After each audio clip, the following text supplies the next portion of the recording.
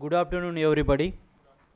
Welcome to the 8th day of GAN course on next gen supply chains, harnessing IoT, digital twins, and AI driven simulation. I hope you have been enjoying this session, this course. In today's session, we are going to talk about one of the important components of this GAN course. What is it? The IoT, Internet of Things in Supply Chain and Logistics. So far we covered the digital twins, supply chain risk management, hands-on practice using any logistics. We also discussed what is optimization, simulation, and then in the first session we talked about the differences between digitalization, and what is digital transformation. So in today's session we are going to talk about what is the use of, or what is the role of this internet of things in supply chain and logistics. So I hope you will enjoy this session. So have you heard this term, guys? IoT? Yeah. Okay. Does anybody know what is it, what is the role of this, what does it do?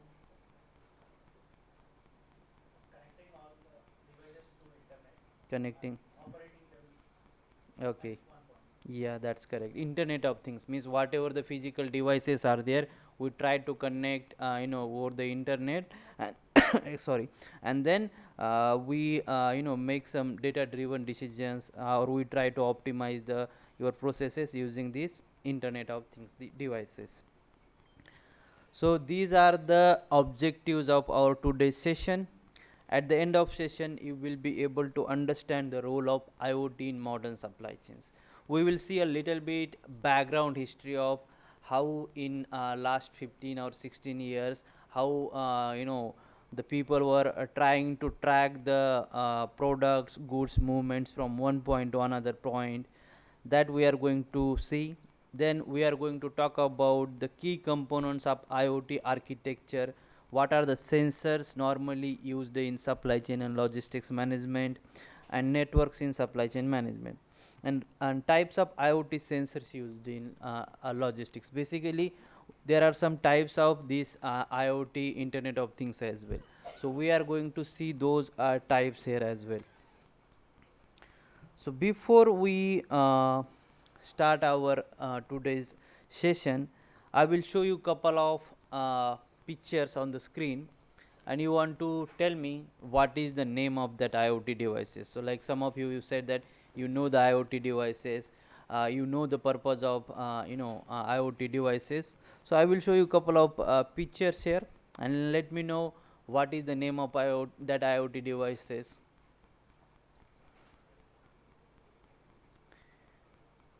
What is it? Alexa. What does it do?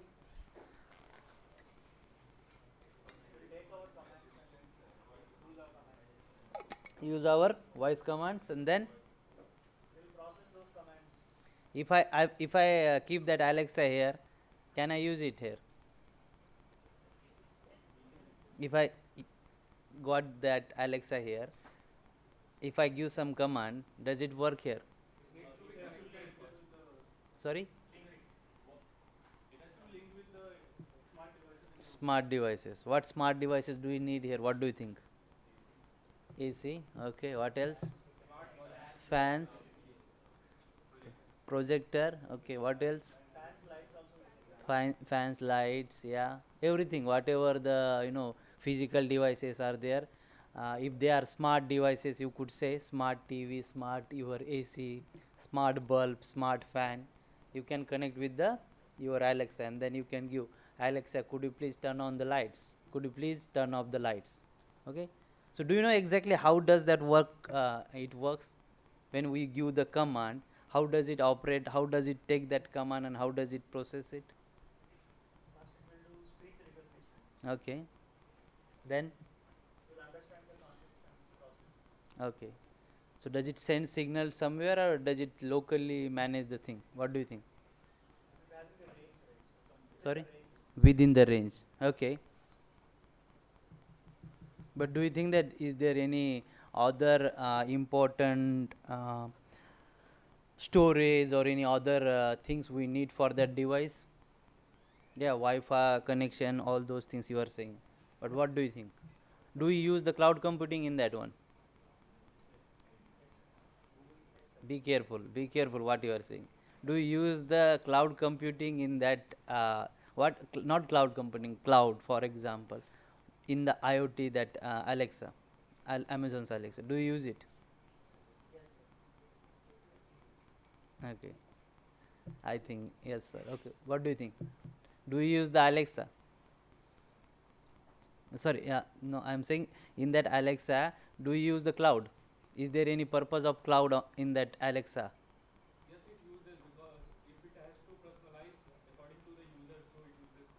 Okay, we'll see whether does it use the cloud or not. Okay, that's the one. What is this one? Easy, smart ones. Is it a IoT device? Yes. Why is it IoT device? Stakes. Okay, and then what does it show you? Overall, your performance, health performance. What is your heart rate? Whatever the calorie burns on all those things. Okay, that's the one. And then, is there any role of cloud in this one? What do you think? Let's see. We'll talk about that. What is this one? Barcode, RFID. What does it show? For what purpose do you use it? Yeah, encoded. So what is the basically the to identify that object, to to track that object, we use this RFID or QR codes. Okay. Then what is it? GPS. GPS tracking. What is the purpose of it? To track the location of your fleets, assets. That's the your GPS devices. What is this one? Any idea? It it is a pallet. Yeah, that's correct. It is a pallet. Yeah.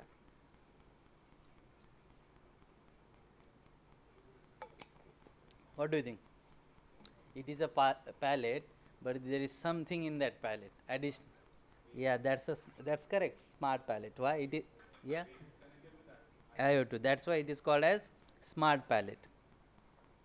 Smart cart, smart watch. Why do we name it as a smart? Because it is connected to the internet. That's why it is connected IoT devices. It is connected over the internet. That's why it's a smart palette. Sometimes when you see the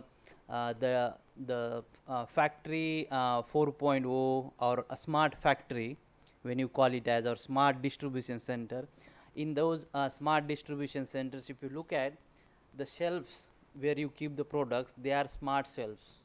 Why do you call them smart shelves? Because they exactly tell you what is the inventory available on that each shelf, and it will automatically replenish the inventory, place the order to the suppliers when the stock reaches to their reorder point. Okay, so that's your smart pallet, smart shelves, all those things. What is this? Easy. Drone. Okay, again, what is the purpose of this one? There are many applications of the drone, like last mile delivery, or if you in the warehouse as well, you can use it for the many applications. So that's the your little bit idea about IoT devices. Okay, now any idea when this RFID or QR code has started? Who initially started using this one? What is the purpose of that one? Any idea? Any guess?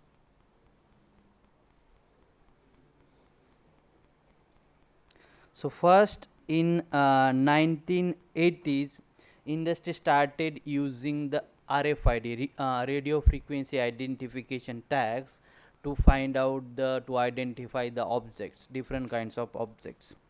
Then after that, in 1997, Kevin Ashton, he founded the MIT's Atto ID Center. This was the one of the research center. It was established at that time, and then Kevin explored this RFID, using RFID to track the products in Procter's and Gamble supply chain. So he is the first guy who started using this RFID initially to track the the products movement in the supply chain. Then in 1990, he co-founded this MIT's Atto ID Center and then coined this term, Internet of Things. So this lab was their research lab around 4 years, from 1999 until 2003, and in 2003 they closed it. And they then, because the purpose of this lab was to the collaboration between the academia and the private companies. Then after that, RFID tags are utilized to identify the objects and transmit information wirelessly. Okay. So you don't need the wired connection to transfer the information from one end to another end. That's the the wireless networks. So then introduction of wireless sensor networks. Sensor networks is a network of wireless devices that collect the information from the different sources, and that network then transmit the information to the other members of your supply chain. It enables sensing, tracking and monitoring of objects. There are many applications of these RFID and these Internet of Things devices in healthcare, traffic management. In traffic management, it captures what is the flow of the vehicles, whether where the traffic is building, what is the congestion and all those things. In healthcare as well, nowadays small devices are there, which when you use on your body, it will tell you exactly the pacemakers. Yeah, those thanks Rohit for suggestion. So those kind of small devices nowadays are coming to to identify any symptoms of or any problems related to your health. Integration of GPS devices, smartphones, social networks, cloud computing and data analytics. So these are the all basically RFID, and then they integrated with these GPS devices, smartphones, social networks, cloud computing, data analytics, because these IoT devices, they collect the huge amount of information, data from the different stages of your supply chain. And that's why then you need to process that data, you need to analyze that data and make some data driven decisions, some informed decisions. So that's why you need those cloud computing to store the data. Suppose your data is in small amount, do you need that cloud? What do you think? Do you need the cloud? So it depends on how much data you are collecting. There are different kinds of this cloud computing. There is a different purpose of that cloud computing. There are some other technologies are available in Internet of Things area, based on the what is your purpose, based on the how much information or data is available. And data analytics, what is the purpose of data analytics? To analyze the, yeah, personalized suggestions based on that data. These advancements support the contemporary concepts of IoT, Internet of Things devices. So what are the definitions? Any idea? Any standard definition? Does anybody know any definition? So the internet, there are various definitions available in the academic literature. So these are the some of the well-known definitions I have mentioned on this slide. The Internet of Things extend the internets into the physical world. Why we are saying physical world? Because we try to connect the physical worlds to the internet. That's why we are saying IoT extends the internet into the physical worlds through widespread smart devices.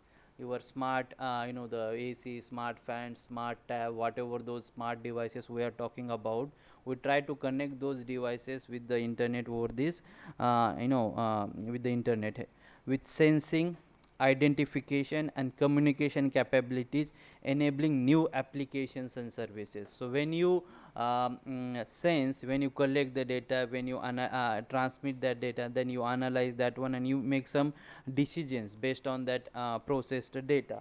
So it provide there are many applications, as I said, of these IoT devices in healthcare, traffic and in many other areas. Another very interesting definition given by the Gubi et al. In 2013.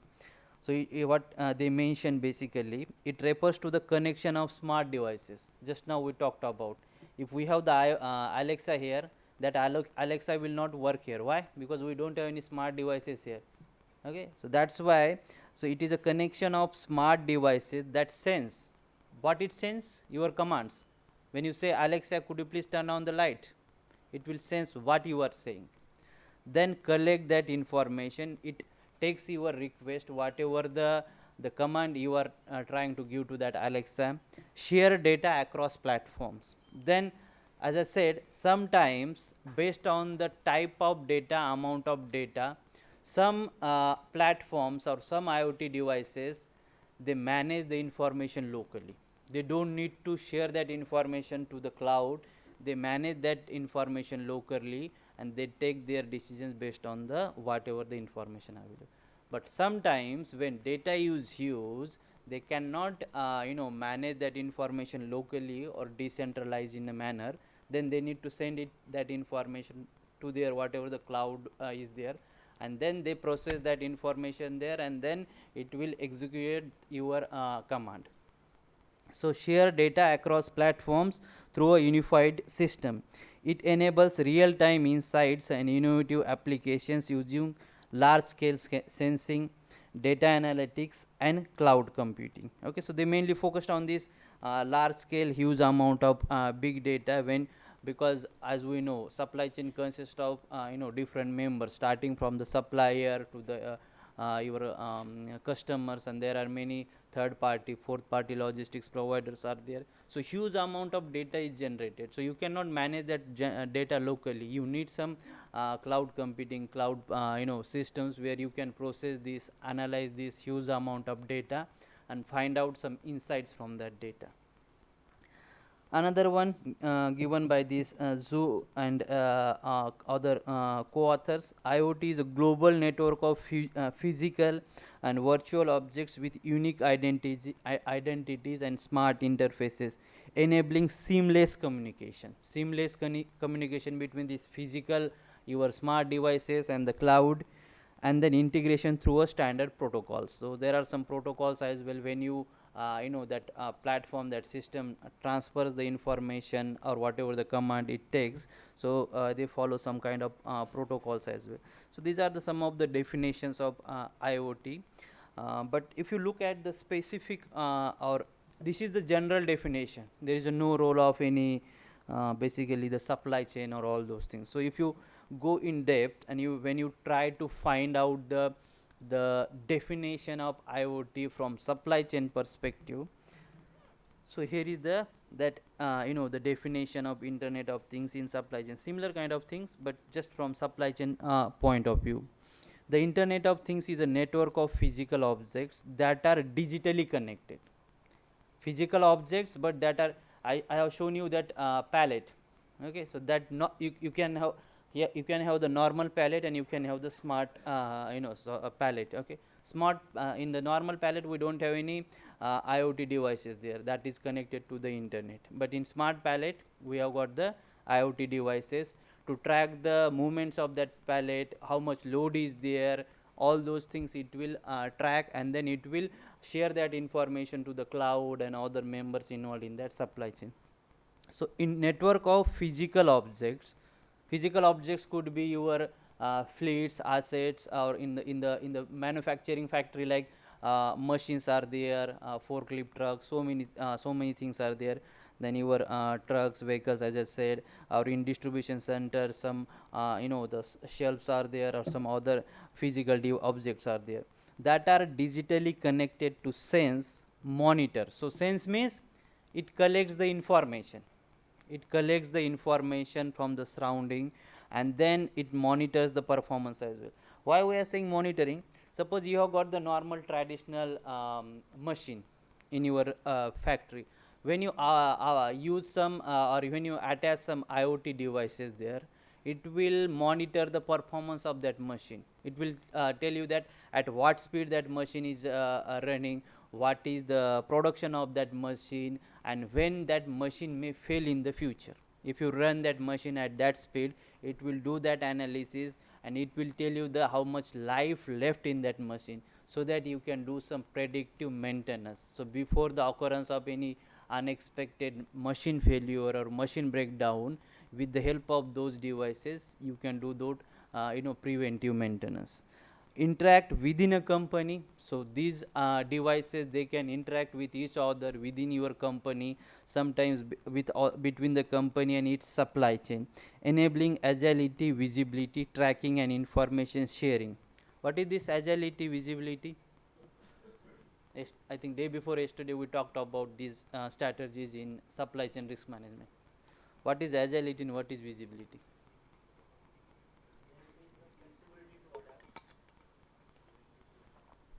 Flexibility to adopt. Okay. What is visibility? End to end transparency from supplier end to the customer end. That's your visibility. Agility, there is a difference between agility and flexibility. What is the difference? I talked about 5 important supply chain resilience strategy. First one was visibility, second one was flexibility, third one was agility, fourth one was collaboration. What was the fifth one? Redundancy.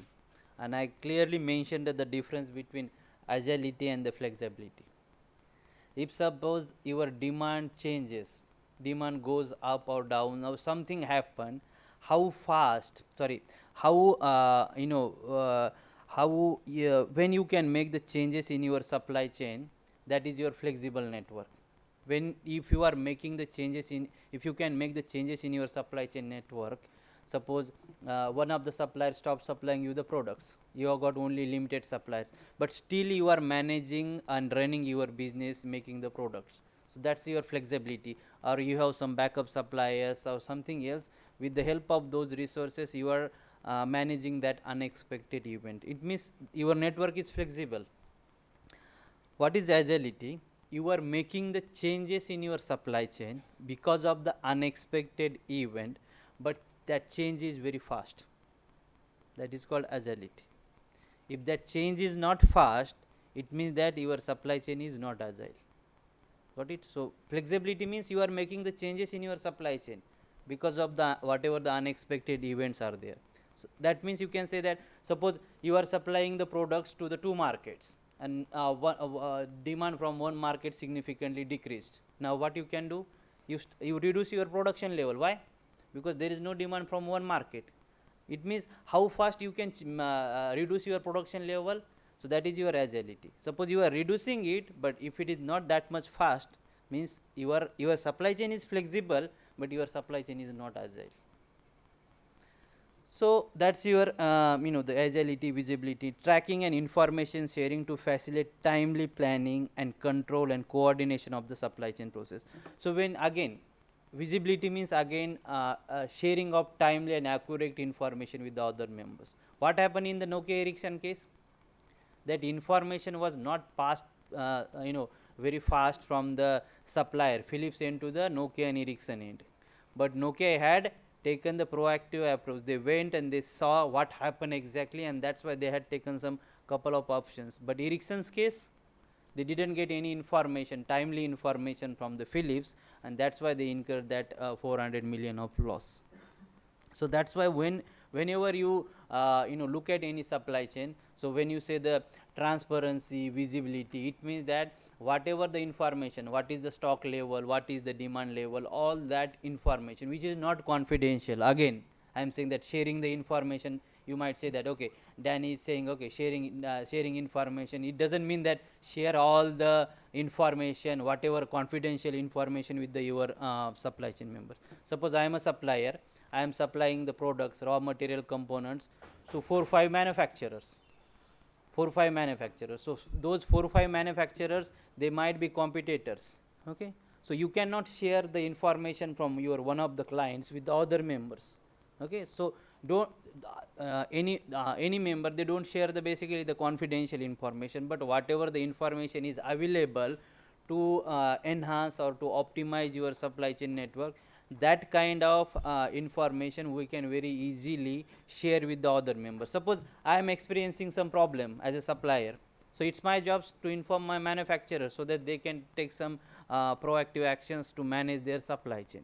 So that is not a confidential information, that is a we can say the information which will run your supply chain smoothly. You may not face any problems. So those kind of information or data you can share. So internet of things, from the supply chain perspective, there are four key features of this definition. The requirement for digital connectivity of the physical things in the supply chain. So in the physical supply chain, so you have got the suppliers, you have got the factories, distributors, retailers, and all the members, whoever, like tier 2 supplier, tier 3 suppliers, who are available or who are involved in that supplier, they should be connected to you through this cloud, through this digital network. Because suppose you have got 1,000 suppliers, for example in automotive supply chain. Out of those 1,000 suppliers, 900 suppliers are digitally connected and 100 suppliers are not connected. Do you think that is it making sense? It doesn't make sense. Why? Because you are not getting the exact information from that remaining 100 suppliers. So that each and every member, they should send the timely information with the everybody or the the other members of supply chain. I think I gave you one example of Boeing 787. If I have the paper as well, I will share you. Boeing 787 Dreamliner. So when they converted their traditional supply chain into the unconventional supply chain, what was the traditional supply chain?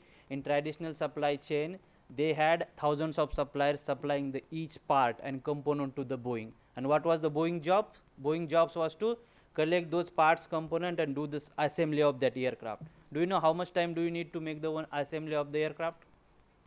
Any idea? 30 days, 1 month. And in order to make one aircraft, you need almost 6 billion to 10 billion of money. Okay. So what happened? Again, very famous and classic case study. In 1990s, do you know Boeing from which area? The Boeing company? US. And there is another competitor. What is that? Airbus. Where is it from? Yeah. Airbus is from Europe. Okay. So again, very two competitor. Like similarly, if you look at the Nokia and Ericsson case, similarly, like these are the the Boeing and Airbus. They are the major currently the top players in the your aircraft manufacturing industry. So very interesting if you see the overall picture of the revenue, what kind of products they are making. So in 1990s, basically what happened, Boeing lost some of its customers to the Airbus, and because of some new aircrafts manufactured by the Airbus. So Boeing had two options, either to increase their sales or relaunch some new products. So what Boeing decided? Boeing decided to make this revolutionary, aircraft. It's called Boeing 787. Before that, our the largest aircraft is the Airbus. I think 3-4 something. I don't know the exact number, but that is the largest aircraft currently in the world. So Boeing wanted to make something revolutionary. Why? Because earlier, in order to make that aircraft, aluminum was used to make that aircraft, but Boeing wanted to make the aircraft lightweight. So they wanted to use the composite material more than 50%. Okay. And before that, nobody was used that composite material for 50%. And then what they did, because of that composite material, there are some benefits. So the pressure in your cabin, it is good pressure, the comfort will be increased. And then because of the lightweight, what will happen? If the weight of the aircraft is lightweight, carrying capacity will increase and you can cover the longer distances. So the immediate customers, who are the immediate customers of Boeing? Do you know? Who are the customers of Boeing? Who are the customers of Boeing or Airbus? Immediate customers, but who are them? Military. Okay. Yeah, military is the one. Other? Airlines. Airlines, they are the immediate customers. And who are the customers of airlines? We are the customers of airlines. So what happened at that time? So Boeing wanted to use this composite material, which had couple of benefits, but nobody tested before that one. And another major thing they did, they changed their supply chain. They went into the unconventional network. What was that unconventional network? Their focus was on two things. One was to reduce the development time and to reduce the development cost. So in order to reduce that development time and development cost, what they did, they said that in normal supply chain, conventional supply chain, we take the parts and components from 1,000 suppliers and we make the assembly. Now what we do, we don't go with the 1,000 suppliers. What we do, we keep only the 50 strategic suppliers, important suppliers, and we ask them, you don't send us the parts and components. Then what you do, you take the parts and components from tier 2 suppliers, you make the subsection of that aircraft and you give us the subsection, and then we do the assembly of that aircraft with the help of those subsection, and their goal was to make that assembly within 3 days. Look at, in initial case it was 30 days, and in this unconventional supply chain they wanted to make it in 3 days. And another positive thing they wanted to make into that aircraft is to the modular engine, modular design of that aircraft, so that airlines can use two kinds of engine. One is the Rolls-Royce engine and another one is the GE's engine. And their initial plan was to the changeover time. They thought that initially it would take 24 hours to change the from one engine to another engine. But what happened when they took this the very big project, if you look at that team which was managing that whole project, there was nobody expert from the supply chain risk management perspective. And because they were doing so many changes in that, they were using the composite material, they did the changes in their supply chain, and they thought that everything will go smoothly. So in 2003 they announced these projects. After that, in 1 or 2 years, or not 1 or 3 or 4 years, they received the orders of near about 900 aircrafts from the different airlines. Okay, so everything was so high. If you look at their share prices as well in 2003, I have got the slides as well. In 2003 their share price was 30 USD. In 3-4 years share price went to the more than 100 USD. Okay, and then everything was working fine. But when the actual production started, actual supply chain, because these suppliers, tier 1 suppliers, they never made the subsections before that. They had no idea how to make those subsections. That was the thing. And another very interesting contract, they basically used Boeing in their in that case study. Have you heard this risk sharing contract? There are different contracts in the supply chain: risk sharing contract, fixed penalty contract, and so on. Revenue buyback. Buyback means when, if you are taking some products from the the distributor, when you don't sell that, the distributor will take back those components. Revenue sharing contract. That's why yeah, quantity flexibility. Yeah, that's true. So they used the risk sharing contract, Boeing. And what was that contract? That contract was that one of the important clause in that contract was, it was mentioned, they had 50 strategic suppliers. The contract says that if one of the suppliers of that 50 strategic supplier delays the products, delays the subsection, sorry, not that one. So if Boeing failed to deliver the the first its aircraft to the customers, to its Boeing's customers means airlines, then nobody will get the payment out of those 50 strategic suppliers. It was unfair, because suppose out of that 50 suppliers, if one supplier couldn't supply the products on time, remaining 49 suppliers unfairly getting penalized. So that was the problem in their risk sharing contract. Another problem, what happened, because of this unconventional supply chain, what they did, they thought that we need to get the timely and accurate information from the all suppliers. So they hired one system, digital system, where that all these tier 2, tier 3 members, they will update the information there.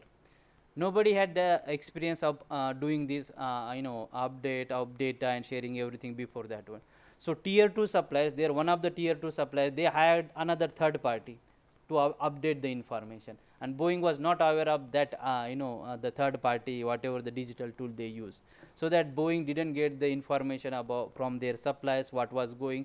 So at the end of the day, at the end of like 5-6 years, Boeing couldn't deliver those that aircrafts on time, and then they announced the the delays, and then airlines started canceling the order. Airline said that this is not a cup of tea of Boeing, they cannot do this with the help of this composite material and all those things. And they went to Boeing and said that, okay, we don't want to buy this 787, now we want to lease it on a rental basis, we can go it, or you could provide us some additional aircrafts. So that is again very famous and interesting case study. It shows that, if one of the members or some members in your supply chain, if they are not updating the information or they are not sharing the timely information, your supply chain will be affected because of that one. The nature of this connectivity is proactive, allowing for data storage, analysis, and sharing. Again, because when you share the data, you can store into the cloud, and other members, they can access that data, they can do the analysis and sharing. The communication involves processes within an organization as well as inter-organizational transaction covering major supply chains. So when we say the data should be shared with the other members, it's not like that only manufacturer and distributor, all the processes involved in that supply chain, and then communication should be the seamless communication, so that we don't face any unexpected events. Pardon, likewise in supermarket, the point of this data is there to be in every supply chain partners. Yes, yes, Not yes. only to like D-Mart, the Money Mart in India. Yeah, that's true, Rohit. Yeah. Then last one is IoT will facilitate planning, control, and coordination of the supply chain process. Okay. Again, data is, we are saying huge amount of data is generated. You cannot transfer that way data with your normal Excel file or anything. Okay. And again, how much time do you need to share that data, and how you can share that data? What happens if that data is leaked in between? So that's why this IoT will sense, will collect that data, process that data, analyze it, and then it will help you to make some data driven decisions, or informed decisions. So now basically how it works, I think Venkat, you said that it takes your command, and you said that I think it uses the cloud. So I asked whether does this Alexa use the cloud computing or not. So let's see basically how any generic IoT device works. Any idea? Any important steps? First is the data collection. Yeah, you give the command. What is next? Processing the data. What? Analyzing the data and finding out some insights. Okay. Yeah, those are the important steps. How it works basically. First one is the data collection stage. Okay. So if you look at the factory as well, when you attach your IoT devices, so it will collect it will check what is the vibration, what is the speed, how much products you are making on that machine. If you are if you attach the the IoT devices on forklift trucks, or within your the inside your vehicles, so if you want to monitor the temperature, it will tell you how much temperature inside that your fleet vehicle, and when do you need to make the changes, those kind of things. So data collection is the first stage. You need to sense the data with the help of this IoT devices, sensor, RFID, and then you see what kind of data is there. Okay, so sensors and actuators, we use the RFID, QR codes, cameras and image sensors. Does anybody tell me the use of these cameras or image sensors? Any example? Where do you use the cameras? Which kind of data do you analyze this one? Detect. Yeah, that is the one thing. And in again traffic management, with the help of the camera, you capture how many vehicles are there on the road, and then accordingly it will provide that data. It will share with the your cloud. Cameras, again image sensors and wearable devices. Wearable devices, we are talking about smartwatch, but if you look at, if you go to the smart factory, the workers, the employees, those who are working, they also use the cameras on their head, and then the other smart devices, so that you can analyze their movements, and you can find out what is their productivity rate, productivity, and so what is their basically the the some other performance or KPIs you can do that. So this is your data collections. So try to collect the data in different forms from your physical devices, whatever those devices are there. It could be your vehicles, it could be your warehouse, factory, even suppliers, location, machineries, anything. Then Once data is collected, then what is next? Process the data. Do you directly start processing? Suppose data is huge amount of data. Do you start processing? Analyze. Yeah. Process the data means analyzing the data. Okay. What do? You collected the huge amount of data, and you start processing that data. Where do you process? Where do you analyze it? Think. You collected the data. What is the next step? You are saying processing or analyzing the data. Where do you do that? Do you do the process on your laptop? Okay, it will cloud platform. That's one. So if data is your big data, huge amount of data is there, you cannot open that data in your laptop, in your PC, and you cannot analyze, or you cannot basically see that data as well if it is a huge amount of data. Okay. So in that case, what you need to do? You need to transmit that data to a platform where you can process, analyze that data.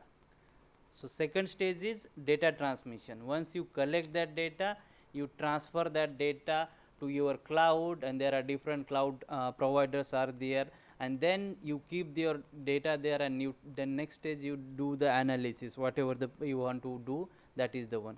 Any example of any cloud providers? Azure, yeah, yeah. So those are the AWS, other Drive, Google Drive. That is the one of the basic simple example. Those are the the examples of your cloud providers. Short range communication, again. So when you say the data transmission, so whether you want to transfer that data to your cloud, centrally manage the provider location, or you want to share that data with your local the platform where you manage that information locally. For short range communication, you can use the Bluetooth or Wi-Fi to transfer that information, whatever the data is available. Long range communication, you go with the cellular, this LP WAN, wide Ethernet, or fiber optics. Okay, because huge amount of data is there, and you need to transfer over the centrally for the long distances. So that's the example of your um, data transmission technologies. Then next is the your data analysis or data processing. What do you do? What do you do in the data processing or analysis? Analyze the data, find out the hidden patterns, insights. If you want to predict the demand, predict the demand. If you want to optimize something, in case of machine, if you want to find out the life left in that machine, you do it. Suppose if you want to find out the traffic on any single road, you can do that. What else you could do? You if you want to optimize something, you could optimize there. Okay, there are various ways to analyze that data. So what are those ways? Cloud computing is one of the ways. Then edge computing is there, fog computing is there, big data analytics, AI, digital twins. How many of you heard these terms? Edge computing, fog computing? No. Yeah, go on. Instead of processing data on the cloud, the data will be processed on the local machine. So this is called as edge computing. Oh. The pros of this is like the computation will be more faster and Hmm. the latency will be very less in Okay. case of edge computing. Okay. Any example? Good. You rightly give me the answer. We can take the example of self-driving car, in Hmm. which the response time is very fast. Mm-hmm. So if the car is processing data from the cloud, it will create more latency. But if we need the faster response, we can shift to the edge computing. Mm-hmm. So it will be on the local device and it will be much faster. Okay, good one. Have you understood what he said, guys? So we'll talk about all these, and we are going to see the differences of this edge computing as well. That's why I was saying that. Then what do you think? Does Alexa use the which of this technology? Edge, fog, or cloud computing? What do you think? It uses the basically cloud computing, sends the information command taken by you, given by you, and then it will AWS will execute that the command, analyze it, and then will tell you which actions need to be taken. Then big data analytics, AI, and digital twins. Then execution. Last one is the execution. Execute whatever the things you want to do, like actuators, smart home and industrial controllers, automated machines, AI and machine learning models, smart assistants and interfaces. If you look at this Alexa, so what is, you say Alexa, could you please turn on the light? Why do you say Alexa? Can't you say the could you please turn on the light? What is this Alexa means? Any idea? Activation. That is a wake up word. Okay, in order to activate that device, you want to say Alexa, turn on the light. Okay, so that the command when you give. So Alexa, when you say Alexa, it is activated, that device, and then when you say turn on the light, it will take that command. Okay, the command is turn on the lights. Okay, then what is next take? Data transmission. Then the Alexa, that device, IoT device, will transfer that information to the AWS cloud. Okay, once that information goes there, then AWS cloud will analyze your command.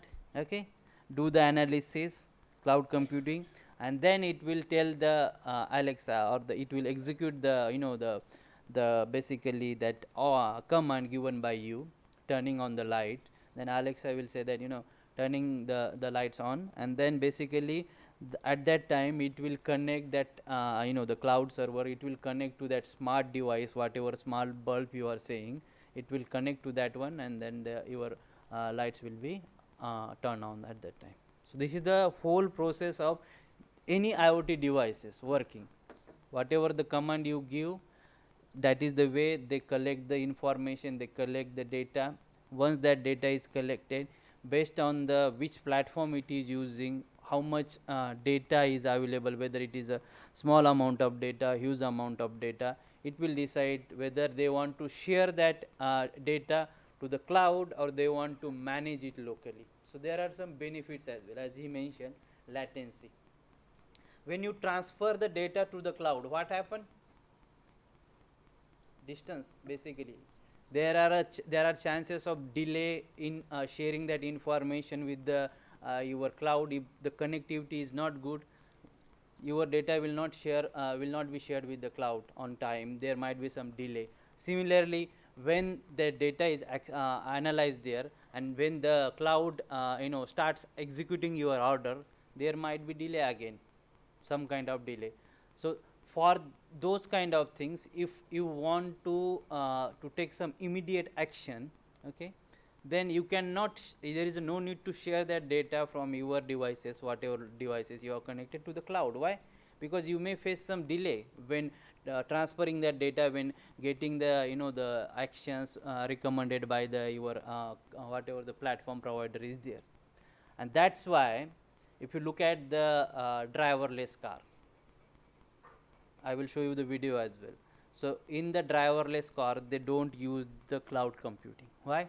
Because of this high latency in cloud computing. They go with the edge computing. Why? Because they manage that information locally. Suppose there is because I will show you that picture as well of that driverless car. So there are IoT devices, cameras, sensors attached to everywhere on that car. If suppose that sensor detected that there is some object in front of that car, and if you are using cloud computing, okay, it is taking that information, object is front of you, then you are transferring that information to the cloud. Cloud is analyzing that data, then it is asking you to stop. Meanwhile you cross that object. What is the use of your cloud computing? That's why when you see that object in front of you, then you should manage it locally, and you should immediately apply the brake. Okay, that car should apply the brake immediately. So that's the use of your edge computing. Fog computing is middle level in between. Okay, if you don't want to manage it locally, or if you don't want to send it to that your cloud, then that is called fog computing. So smart grid, in smart cities you can use the fog computing. So what are the technologies associated with the IoT? So we talked about cloud computing, fog computing. What else? Data collection, what technologies do you need? Sensors, RFIDs, okay. What else? Hmm? Tell me. Sensors, RFIDs. Then once you collect the data, what is the next stage? Data transmission. What technologies do you need? Wireless. What is it? What are the technologies do you need? Communication technologies. Bluetooth, Wi-Fi, okay, your Ethernet or whatever the the technologies you are using. Transmission done. What next? Storage or analysis. What technologies are there? Cloud, your edge, fog. Then what is the next? Execution. So you want to execute. So what are the technologies? Actuators. Okay. So when you say basically you want to turn on the lights, if there is an actuator, then only it will execute that command. If there are no actuators which are not connected to the internet, how it will be it will turn on your lights, or it will execute your action or command. So actuators you need there.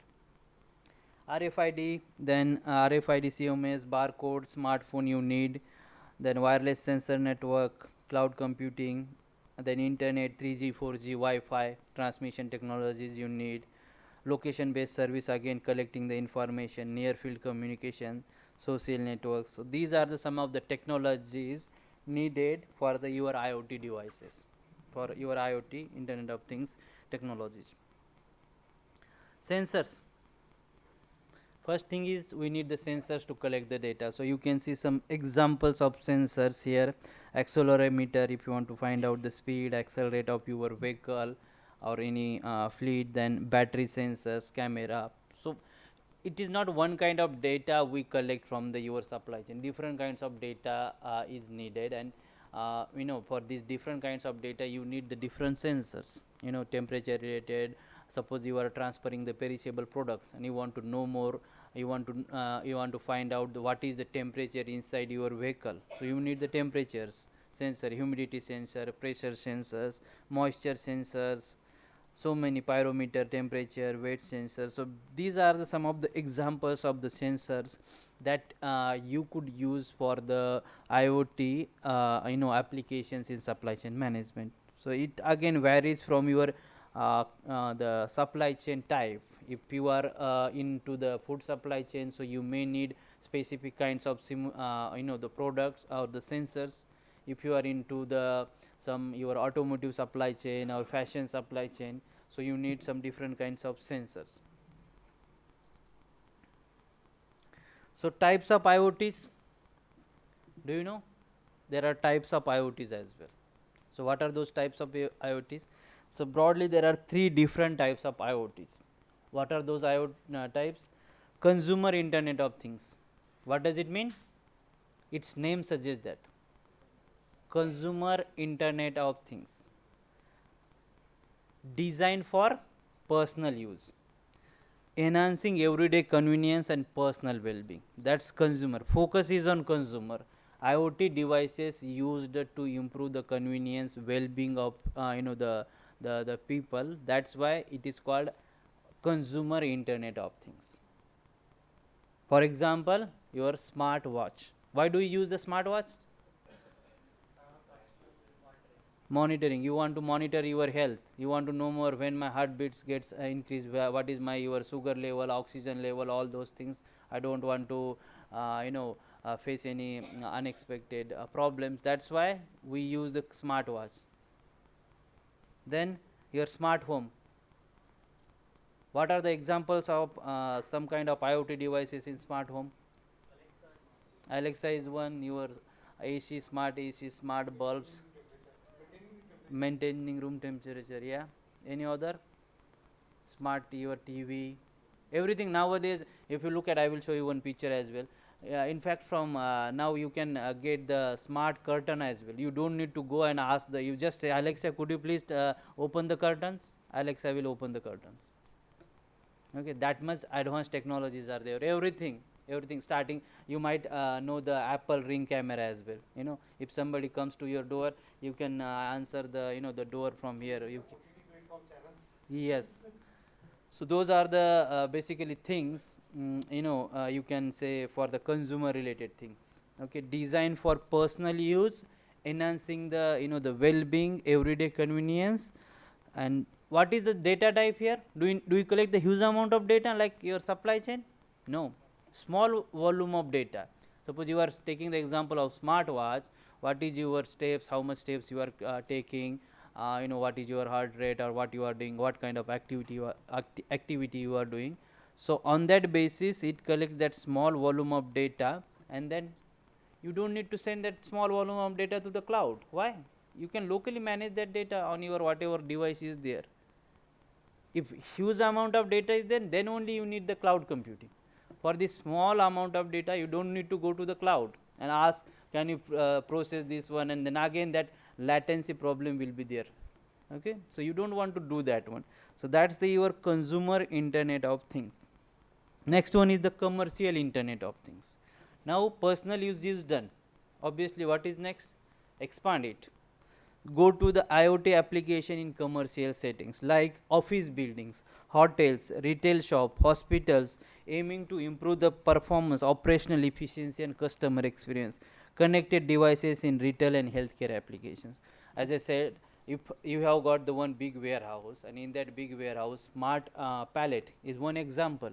Then smart shelves, they see the track the products available onto that shelf, and as soon as they reach to the your reordering point, they will start replenishing the products. You don't need to do anything. Smart pallets, then your smart forklift trucks, it will capture basically when you move that forklift trucks, it will check everything surrounding that area, whether it is safe to drive or not. eh? So the applications in commercial setting, it could be in your office building, hotels, retail shop, hospitals. The application of IoT devices in these commercial settings, we call it as a commercial internet of things. Then next one is the industrial internet of things. So basically in manufacturing, energy or in those sectors, like the aim is to enhance the efficiency, safety and productivity in industrial sectors like manufacturing, energy, logistics. Suppose you are doing the predictive maintenance systems, industrial automation, supply chain optimization. Predictive maintenance means, I gave the example, if you have got the couple of machines in your factory and you attach the IoT devices there, it will tell you, you know it will analyze, monitor the the production level, the whatever the speed that you are doing there, and it will tell you how much time is left into that machine's useful life, when that machine need the maintenance. So those kind of operations you could do there. So that is a industrial internet of things. The applications of this internet of things in these industrial sectors, then the purpose is to enhance the efficiency, safety and productivity. Any idea, any doubts, any questions? Pardon, Yeah. I want to state one. I am not a question or doubt. Okay, okay, I'm giving that example you are giving commercial internet of things. Mm. Same will be applicable to industrial warehouse also. Yes. I am giving one example from Kanban. Kanban, Card. yes, yes, yeah. In Kanban card, they teach cameras. Hmm. In open boxes, let us assume 100 items are kept there. Mm-hmm. The stock level reaches to 500. Hmm. The up to 600, the green light will blink. Blink, yeah. After that, 500, it will blink yellow light, Yeah. and 400 units, it will blink Red, light. red light, yeah, interesting one, yes, yeah. So yeah. They use all these industrial internet of things there also, sensor, Ye- cameras. yes, yes, that's true. That's why, as I saying, smart your shelves or smart pallets are there. They, they have so many applications of these industry internet of things. Have you heard this term, internet of everything? Now internet of things are done. There are some types. What is internet of everything? Everything. What everything? What do you mean? Can you connect this chair to the internet then? Can I connect this bottle to internet?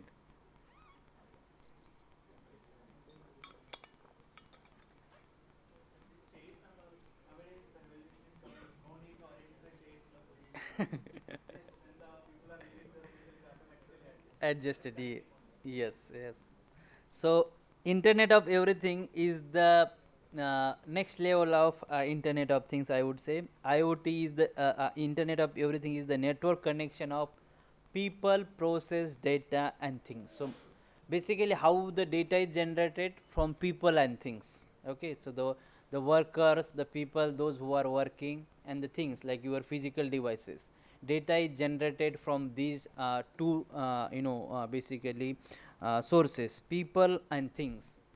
When you get the data from these two sources, then you need to process that. There should be some systematic process to analyze that data, to find out the insights. So that's your internet of things. So normally in our your consumer internet of things, commercial industrial internet of things, we were talking about only the things. We haven't discussed the people. The people component is very important. We also generate huge amount of data. So here we need to consider the data generated from the people and the things, and then you process that data. There should be some process to manage that data, to find the insights that will help to increase the value of the product, and increase value that occurs as everything joins the network. Everything is connected to the internet. So these are the basically the four important components of the internet of everything. First one is the people, connecting people in more relevant, valuable ways. Okay, suppose uh, you have internet of things devices are there, and the people, they are not using those devices. What is the use of that? Do you really think that you are gonna get some useful insights from that one? What do you think? No. So that's why the people who are playing important part in your supply chain, they should also aware of this in the advanced technology, internet of things. That only, then only your whole the supply chain, whole network will be optimized or will be improved. Okay, then things, physical devices and objects connected to the internet and each other for intelligent decision making. Okay, so again, as I said, people and things, these are the two important sources of your data generation. Once you get that data, you then model that data, analyze that data and find out some insights from that data. So IoT, it includes these four important components: people, things, data, leveraging data into more useful information for decision making. I think on 1st or 2nd day somebody was asking me, I think you were asking, so how can we contribute into this digital supply chain? Okay, so this is the way you can contribute. Suppose you know the benefits of those technology, so you should use those technologies. Why? So that you can streamline those processes, you can reduce the time, you can reduce the cost, you can make the things better. Okay, suppose because of all those things, you know the benefits, and if you are still using the traditional technology, what is the use of your those technologies? Okay, so that's the the role of people in this internet of things, or in this digital supply chain process, delivering the right information to the right person or machine in the at the right time. Okay, so again, internet of things, the purpose is to transfer or share that information very fast from one point to another point. Okay, suppose if you want to transfer some information available, how much production level of one machine, so that sensor, that IoT device will automatically transfer that information to the other members, other network, other machines. So you don't need to go check and then go to the another machine and check. Those machines to machine conversation will happen there. Okay, you don't need to play any part there. So that's the your process. The internet of everything can help governments create value by saving money. Any example how you could use internet of everything for any problem that you face on a daily basis? Any example? Help create value by saving money, improving employee productivity, generating new revenue, and enhancing citizen benefits. Nowadays smart parkings are coming up. Okay, so if there is a traditional the space is there in metro cities, parking is a big problem. Okay, you can convert the traditional your parking spaces into the some smart parking zone. You just need to apply a couple of sensors, IoT devices on that machine, whatever the machine is there in that parking area. You need to apply a couple of cameras there basically to capture how many vehicles are there, whether that the parking space is free or not, and that is connected to then your internet. And then whoever is trying to find out the parking space, they can see, okay, exactly real time information, how many vehicles are available in that parking area, and yeah, and it is there any is it there any parking space or not. So those kind of things you could do to make the things better, to improve the operations.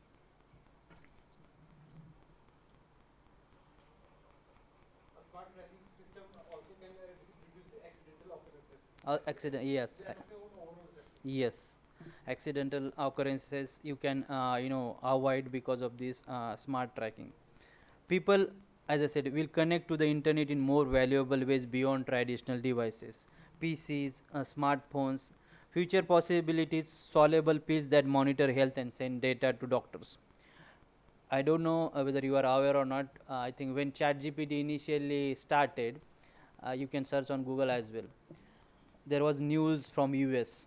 Okay, one lady, she was trying to find out the disease of her son. She went to the so many doctors, but nobody could find out the exact disease that, or exact the problem that his son was her son was facing. Then what, at one day what she did, she used the chat gpt to feed to input all the reports and everything, and she asked chat gpt, could you please tell me what kind of problem my son is facing? And then chat gpt said that, I think based on whatever the reports, whatever the things you have uploaded, it looks like that he is suffering from this problem, so you could go with those kind of consultants. Then she went to that consultant, and literally that the boy, he was facing the same problem. So these kind of advanced applications you can see because of this internet of things. Soluble pills that monitor health and send data to doctors. As I said, small chips are coming, like as he said, peacemakers that will help you to track your health performance, and before the occurrence of any the big problem, any health issue, you could avoid those things. Doctors also inject some implants, titanium Implants. And now, implant and also. you, another example, you could you might have seen that robots, they are they are doing the surgeries nowadays. Okay, because of these are the again the advanced technologies. Wearable sensors in clothing to track the vital signs. Okay, so nowadays, do you know, I think this is just another application I could say. I read somewhere that you buy suppose some cloth, t-shirt, plants or something like that, and there is a return policy, like you can return after 30 days, 15 days. Suppose if you use that that whatever the the cloth, t-shirt you bought in that 30 days, for maximum time, and you are trying to return it again, there are small chips now they are trying to use into their those cloths, so that it will tell you exactly how much it came into the external environment, and whether you have really used during those 30 days or not. So those kind of advanced applications nowadays they are coming because of these technologies. People as a node, individuals will become nodes in the internet, continuously emitting personal data for real time monitoring. Data, IoT devices collect data and stream into a central location for analysis. Central locations means your cloud. Data evolves into intelligent insights that go beyond raw information, and the transformation allows for faster, smart decision based on real time information. Imagine if you look at that Alexa, it takes your command, it sends to the cloud, AWS cloud, it analyze that and it executes within a fraction of your minute or second.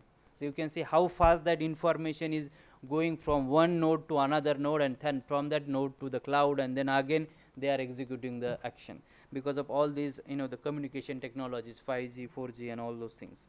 Effective environmental control through actionable data. Next one is things. Physical items like sensor, consumer devices, enterprise assets connected to the internet and each other. Key features of internet of your everything: data sensing and context awareness, providing experiential information for smarter decisions. Smart sensors in structures like bridges, disposable sensors on everyday items like milk cartons. So you can see when you want to dispose those the cartons and all those things. Process ensure entities like people, data, things, they work together to deliver a value. If there is no systematic process available, we will talk about the architecture as well, because we are saying that the for Alexa, what are the important steps are there in that process? We are giving the command, Alexa is taking that command, it is then sending to the cloud, and then cloud is executing that one, analyzing it, and then executing. So there are some important steps available. So there are some architectures as well. So based on the what kind of data is there, how you are processing data. Sometimes cloud is there, sometimes they do the local processing as well. So that's why process again plays an important role in this internet of everything, so that all these people, things, data, they work together to create some value services to the people. Correct process enable right information delivered to the right person, right time, and right way. Okay, if suppose right information is not passed to the other members, we have seen that what could happen in Nokia Ericsson case. Then a right time, again if there is a delay, in best example is the driverless car, if there is a sudden delay in that executing, it will be a huge problem. So that's why right time, and again in the right way. If you don't pass that information in a right way, how could other person can analyze or understand that information? Pardon, I want to cite something. Hmm? I can't recall the name of that particular automotive company. They Yeah. are using some sensors Hmm. abroad, Mhm. and using that sensors, basically they can identify that that person is basically driving in a right manner or not, he's taking wrong turn or not, and depending on that, the warranty of that particular car might be terminated, and the insurance might be also terminated. But if that person drives in a very good natural way, then they can extend the insurance also. Yes. So I've heard this example, but I can't recall the name so of that I particular. don't know whether you are aware or not, but in Western countries, there, suppose in Japan, so you can see online videos as well. When driver they drive, they drive the bus, public transportation. There are some cameras in front of there, and they are continuously monitoring the eyes, the the whether, if suppose they are thinking that driver is sleeping, that bus will stop at that time. Yes, yes. Okay, continuously. There are some cars as well, if they think that you are a drink and drive, so if you are drinking and driving, the car will not start. So these are the advanced technologies are already happening in this world. Like in credit card, they generate some civil score. Yeah. They also generate some safety score like that. Safeties, yes, yeah, Yes, that's I true. can't recall that. Yeah. Name. IoT architecture, as I said, the process is one of the important components in Internet of Everything, because all these physical devices, things, sensors, all those things, they should collaborate to create some kind of value. So there are three types of IoT architecture. So what are those three or some 4 5 types of IoT architecture? But I am going to focus on three important IoT architectures. It is a structured framework that defines how IoT devices, networks, and applications interact to collect, process, transmit, and utilize data. So in case of Amazon Alexa, we are saying that it takes the command, then send to the cloud, analyze it, and execute it. But if you take the example of smartwatch, as I said, it doesn't send to the information to the cloud, it locally manage that information. Then for each IoT devices, there is a different architecture involved. Okay, so how that those IoT devices, networks, and the applications, they interact to collect, process, and this deliver the data, the actions or utilize the data. So there are different layers involved in that whole process, starting from the data collections and ending with the you are executing the that command. So it includes multiple layers that enable seamless communication between physical devices and your digital platform. So what are those IoT architecture types? We are going to see a well structured IoT architecture ensures efficiency, less time, less cost, flexibility. Flexibility means there is some problem happened, and then you want to make some changes in your network, or you want to very fast transfer the information, you can make those changes. Security in connected ecosystem. Suppose you have got the digital platform, whatever the AWS, Google Cloud, something you are doing it, you are transferring the huge amount of information, but there is no, that data is not secure. Then what is the use of that your IoT platform or all those things? That's why security in connected ecosystem is very important. So well structured IoT architecture, what is the requirements of this IoT architecture? Scalable. What is it? Scalable means, suppose now your in your company or supply chain only couple of devices are there which are connected to the your platform, but what happens if suppose number of devices increased? Do you think that your IoT platform will work? So that scalability should be there. It should handle the increasing devices and services efficiently. If you it doesn't handle the increasing devices services, then there will be a problem. So you need to focus on the scalability there. Interoperable, ensure seamless cooperation across different vendors. Sometimes you on the cloud you collect the information from the different your clients, and you process that data at one one location basically. So it should be that that platform, it ensure the seamless cooperations across different vendors. Suppose there are 10 applications are there, and for that 10 application you are collecting the data from the thousands of sources. So your that platform should make sure that all those 10 applications are working fine. You are regularly communicating with those 10 applications. Distributive, enables data collection and processing in a decentralized manner.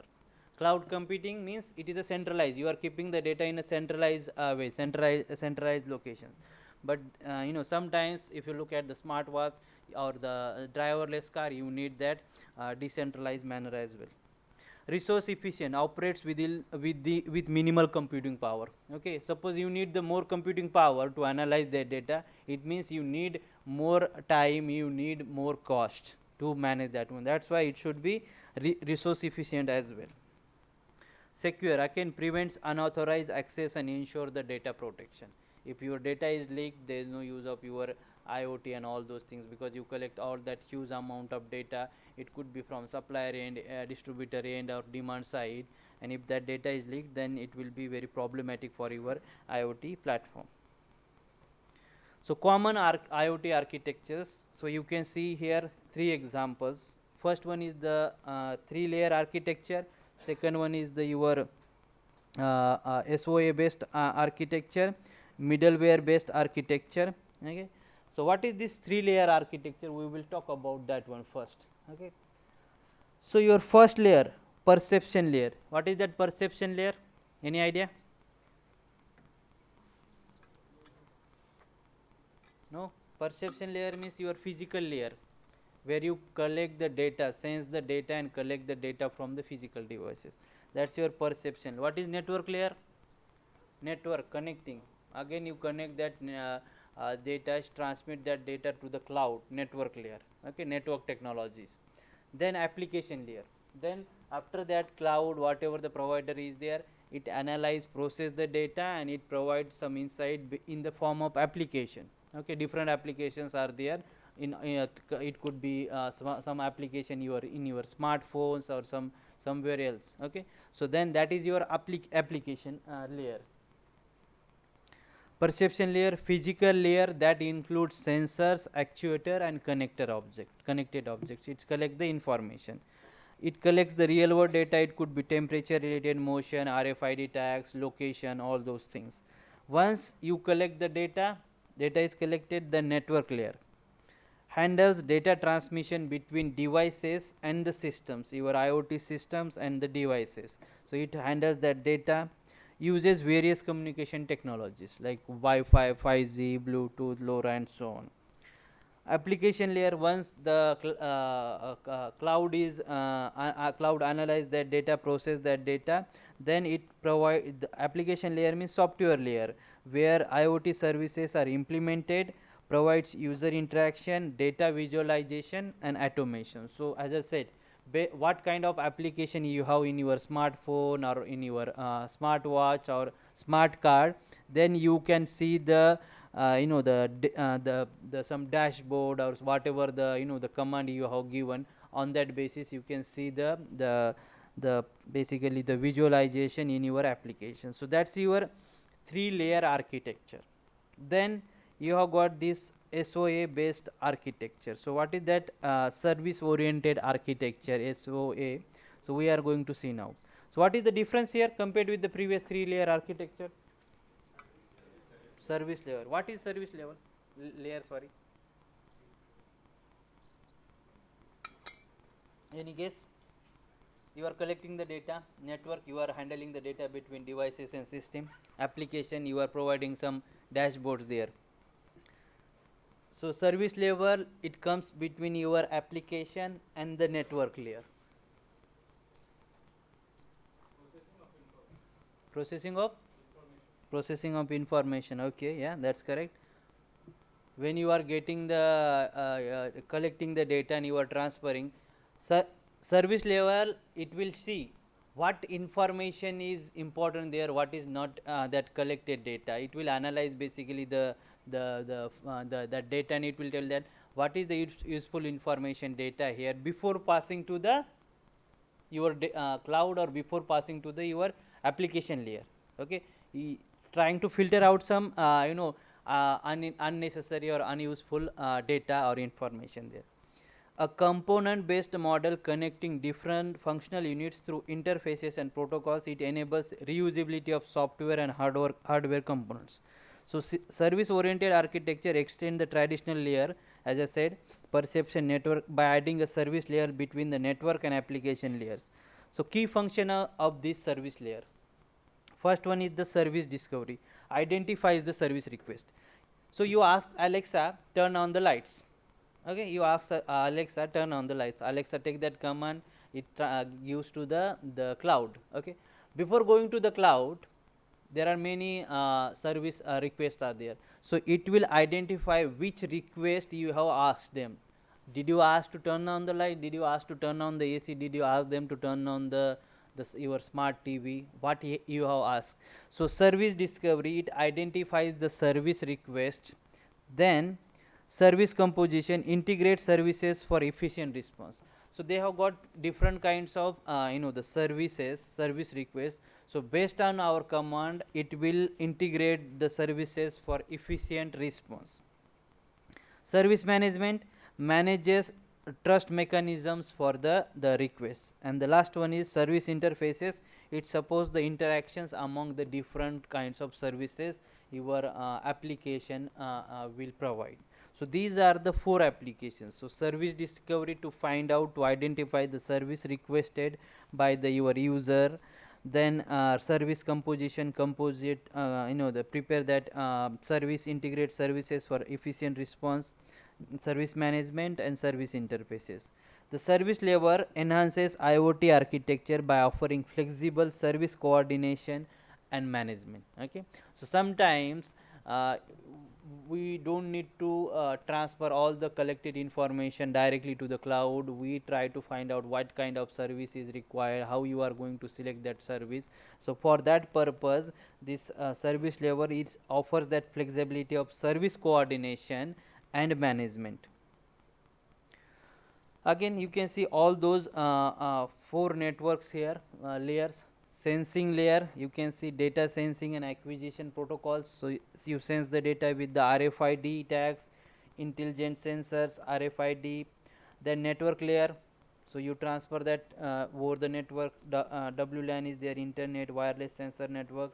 Service level, service discovery, service management, service interface. And then interface layer, basically your application front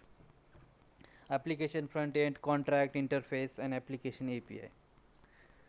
Middleware architecture, another third. What is the additional term added here? Middleware. Then what is the use of that middleware?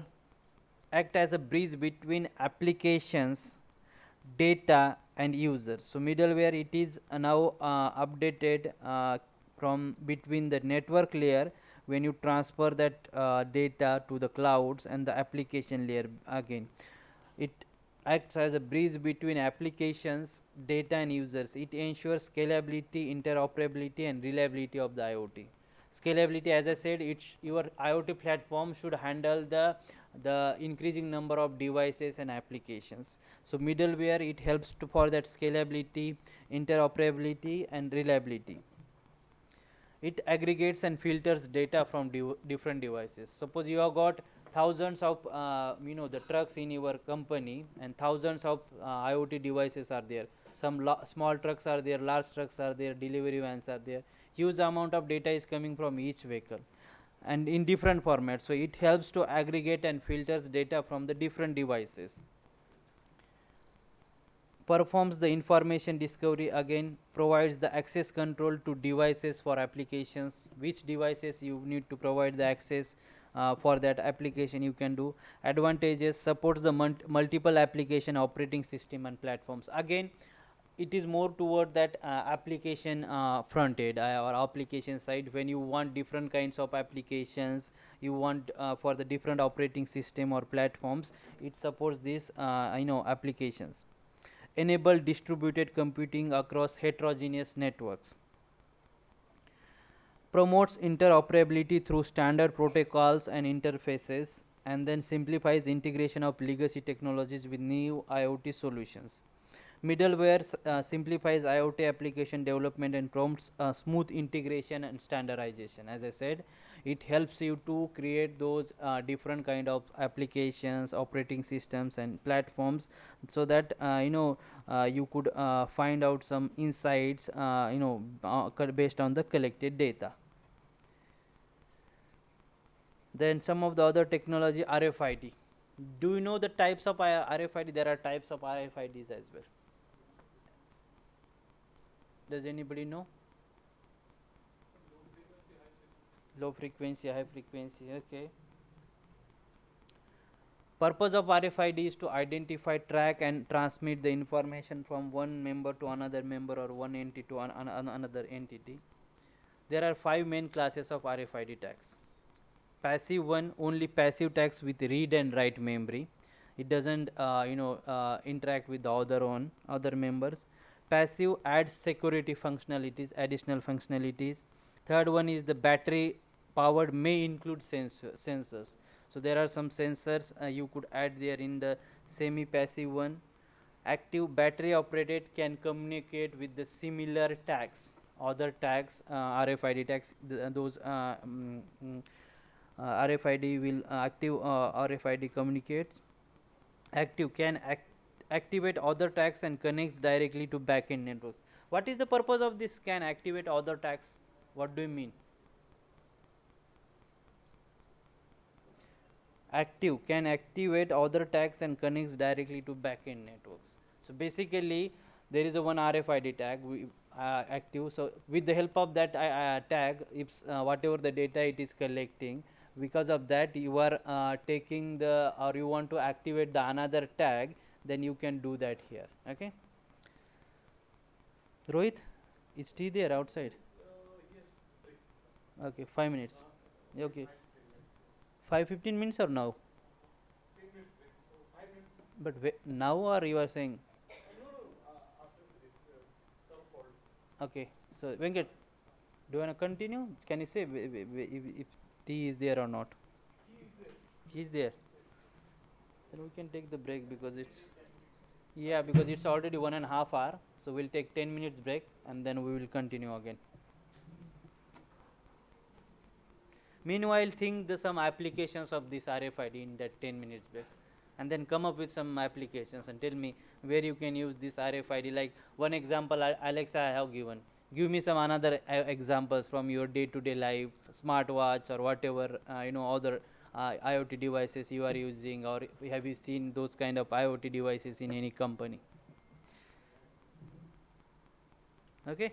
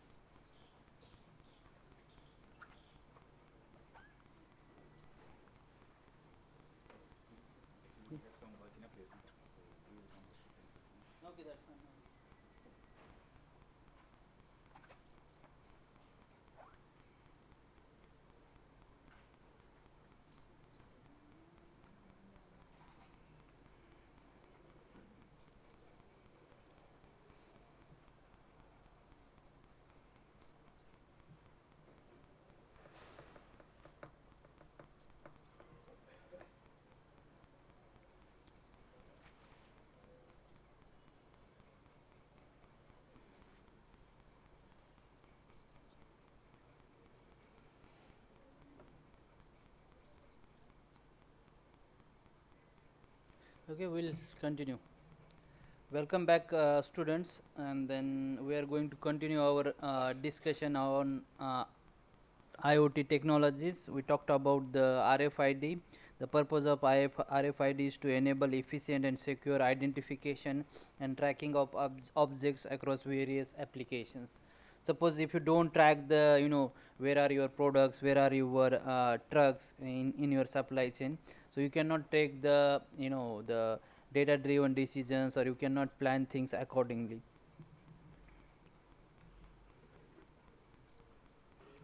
Another important technology is WSN. What is this? Wireless sensor networks. A network of sensors used to monitor and track device status. Okay, so device status means whatever the like machine or your truck. So if you want to monitor the, the performance of that machine, and then you want to track its status, you could do with this wireless sensors network. So it is a network of sensors that helps you to monitor and track the status of your device. It collects data on location, movement, temperature, and more. As I said, different kinds of the information we can collect, location related, where is the location of your delivery or your truck, what is the movement, temperature, those kind of things. Types of sensors in this normally use the environmental. So if you want to find out the temperature inside your vehicle, you could use it. Air pollution or humidity, because for perishable nature of food, your fruits, vegetables, or those kind of perishable natures, you need to maintain the proper humidity of the temperature inside that vehicle. So it is a part of your cold chain logistics. Industrial pressure related, flow level related sensors, security and motion, proximity sensor, displacement, infrared sensors. Others imaging and noise and speed related sensors are used to monitor and track the status of different devices in your supply chain. Sensors can cooperate and communicate with your RFID tags, because we looked at couple of types of RFID tags. So there are from the tags, your traditional RFID tags, which are only read and write memory. Then we have some advanced RFID tags. They can collaborate, or they can engage with the other RFID tags. So these are these advanced tags, they can cooperate and communicate with the sensors, and then they manage the information accordingly. So you don't need to do anything. Suppose sensors takes the information from your physical devices. Based on that information, it will tell the the other your RFID tags. So what is the information, all those things. As I given the example of smart shelf in your smart warehouse, you don't need to order it. It will sometimes there are some smart freezers as well. I don't know whether have you heard or not. Smart freeze. So whatever the foods available in your freeze, if suppose stock level reduced, it will automatically place the online order. Whatever the your Amazon or whatever the delivery partner you are using, it will automatically place the order. Okay, why? Because your milk is now you are running out of milk or something else. It will automatically place the order, and you will get that order. So you don't need to do anything there.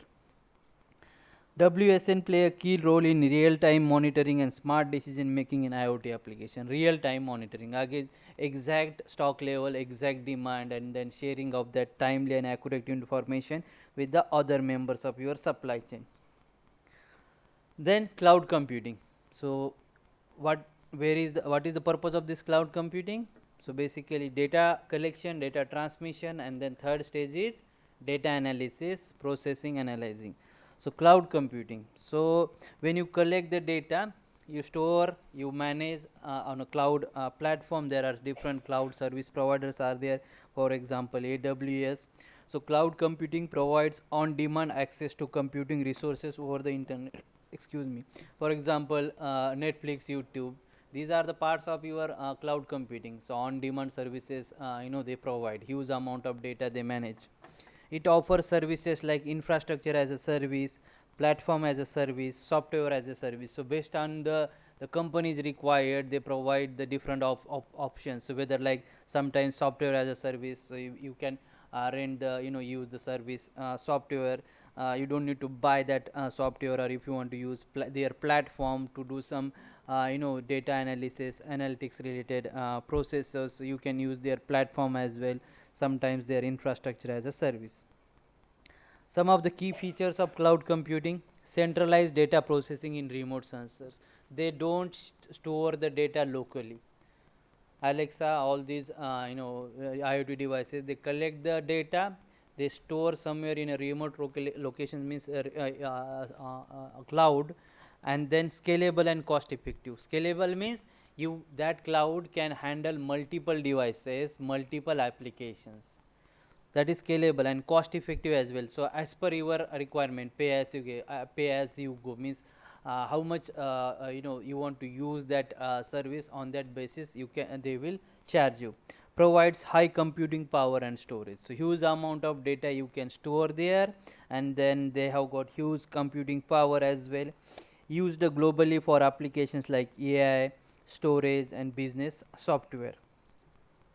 Challenges: high latency due to internet dependency. Have you understood this latency, or shall I repeat it again? What is that latency? Delay in transferring that information from your physical devices to the cloud. That's why I gave the example of a driverless car as well. Okay, suppose you detect that driverless car detected some object in front of that car, and if that IoT device is taking that information, collecting it, then transferring it to the cloud, cloud is analyzing and then sharing that information with you, there might be some delay in transferring and getting that information. So these are the challenges, like high latency due to internet dependency, due to huge amount of data, and security concerns over data privacy, because you are transferring over the internet again huge amount of data, and because of this high latency there might be some security concerns. So these are the the challenges of this cloud computing. Then next one is the edge computing. Edge computing processes data closer to the source. Source means where what the device, data source, the data source or the device that you are using to collect the data. So here edge computing processes the data closer to the source instead of relying on a centralized cloud servers. Because of high latency and the security issues, sometimes best example is the driverless car. You need to process the data locally. You don't need to send it to the cloud, and edge computing does that. It processes the data locally near at the edge of that your device. That's why it's called edge computing. It reduces the latency by handling computation on IoT devices or local nodes. Key features: low latency means less delay, real time processing, reduces the bandwidth usage as well. You don't need to send it, then reduces the bandwidth usage by processing data locally. Works well in IoT, autonomous vehicles and smart cities.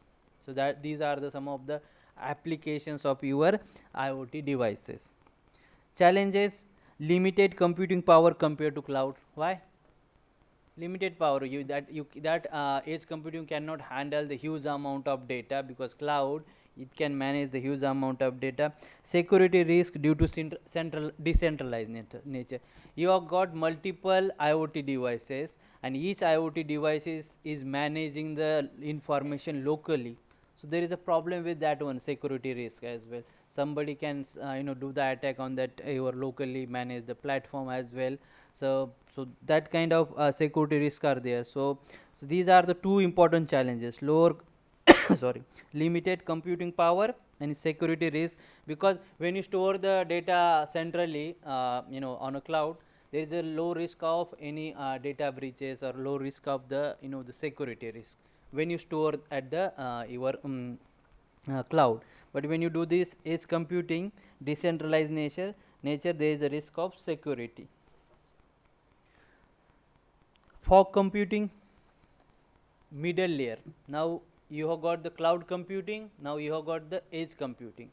In between that, that is called fog computing, act as a middle layer between cloud and edge computing, distributes computing, storage, networking closer to the data source, but not exactly at the data source. It improves the efficiency. Key features: balances between edge and cloud for optimized performance, reduces the data transfer and network congestion, suitable for industrial IoT. Industrial IoT means your manufacturing, logistics, warehouses, those kind of things. You don't need to manage the data at locally, and you don't need to send it to the cloud as well. So in between that, you can manage your data. So industrial level applications, you can use the fog computing, smart grids and healthcare. Challenges: more complex to deploy than cloud is easier to deploy, but fog computing is more complex, higher maintenance cost than edge computing. Edge computing, you have decentralized nature, you can manage at at local level, but here maintenance cost is higher compared with the edge computing. So now, what is the parametric comparison of these three technologies? Cloud, edge and fog.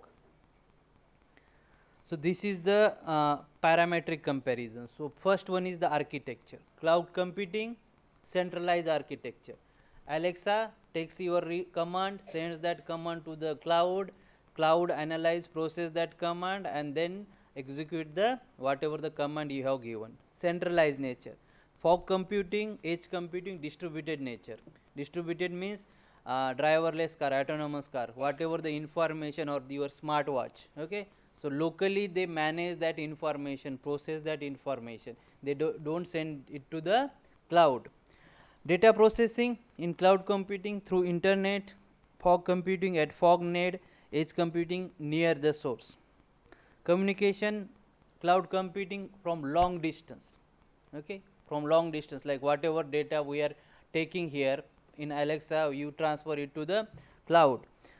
And then fog computing direct with fog node, edge computing at network is latency. In cloud high, fog low, edge low. Computing ability again in cloud it is higher, fog and it is lower, but edge computing it is middle level. So whatever the middle level information you are getting from your sensors, actuators, you can use it. Scalability, cloud computing easy to scale, fog complex, and then edge is easier than fog. Response time, cloud computing minutes, fog milliseconds, and edge computing seconds. So within seconds, suppose that driverless car detects something, within seconds it will apply the brake or it will change the direction, some actions it will be taken. Hops to server, multiple, one depends on the application. Bandwidth utilization, cloud computing high, fog computing lower than cloud, and edge computing significantly reduced. Security related, cloud computing less secured, here fog computing more secured than cloud. Scope, cloud computing you can use globally, you can store from data from any sources anywhere. Fog limited, and edge computing application dependent, whether you are using that fog computing in driverless car or some other applications, so it depends on that one. Yes, go on. Earlier it was mentioned now that edge computing is less secure due to decentralization, but here it is more secure than cloud.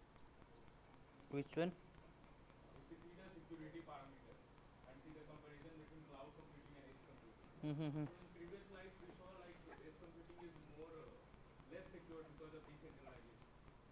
Yeah, that's correct. So yeah, there is some problem with this one. That's correct. So cloud is more secure, that one, and the edge is that is the one I told you in the last one. Am I right? Security risk due to decentralized nature. Yeah, that's true. So I think this second last, there is some problem with this second last of row. Good observation. So cloud is more secure, edge is the less secure because of the decentralized nature. Then this is the basically the overall comparison. Cloud computing is best for large scale application requiring high processing. So your thousands of cloud servers are there, data centers are there. So for that large scale applications, large scale data, you use the cloud. Then you have got in between last stage is your edge. Edge computing is ideal for real time application where low latency is crucial. You don't want any delay in executing your command, in executing analyzing that data. So that's why your edge computing. Then sorry, your fog computing balances between the cloud and edge and optimizing efficiency and cost. So that's your fog computing. Representative list of IoT platforms. So AWS, everybody knows this one. Then there are some other platforms are there. Cisco IoT, Microsoft Azure, Oracle IoT, SAP, and ThingWorks. Okay, and you can see what is the connectivity, what is the security level, event monitoring, and what kind of algorithms does it use. Role of IoT in supply chain management. Now we have talked the what is IoT, what are the types of IoT, then technology used in each stage like data collection, data transmission, data analysis, and then your data execution. So now we are going to see some of the applications or where we can use the IoT devices in supply chain management. Okay. First thing is the source starting with the supplier. So link with sub-tier vendors. I gave the example of Boeing 787. Boeing tried to use the digital platform RFID or some other platform to get the timely and accurate information from the tier 1, tier 2 suppliers, but they didn't upload that information. That's why they face some delays. So you can link with the sub tier vendor. So you need to ask all your vendor suppliers that use these IoT devices, so that these IoT devices will be connected to the cloud, and then manufacturer will get all the information available. Real time progress and inspection data from vendor.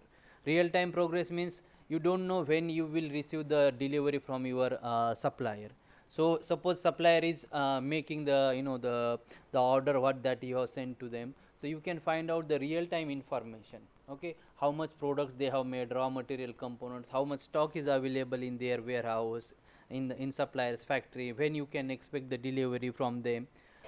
Then supply chain data collection as well, again quality, lead time, so many other KPIs related data you can collect from that source, basically supplier side, with the help of IoT. And what will be the impact of this? Then trying to find the real time information from the supplier, more visibility in supply chain. You can find out the bigger picture. Basically you can look at the small the details in your tier 1, tier 2, tier 3 supply chains. More visibility in supply chain, improve quality and reduce lead time. Reduce lead time because they are using these IoT devices, sharing the timely information with you, so that it helps to reduce the lead time, improve the quality as well. Better quality at lower cost because of IoT devices. They are doing the preventive maintenance that will reduce their downtime, that will reduce their machine breakdown, and it helps them to reduce the cost as well and provide the quality products.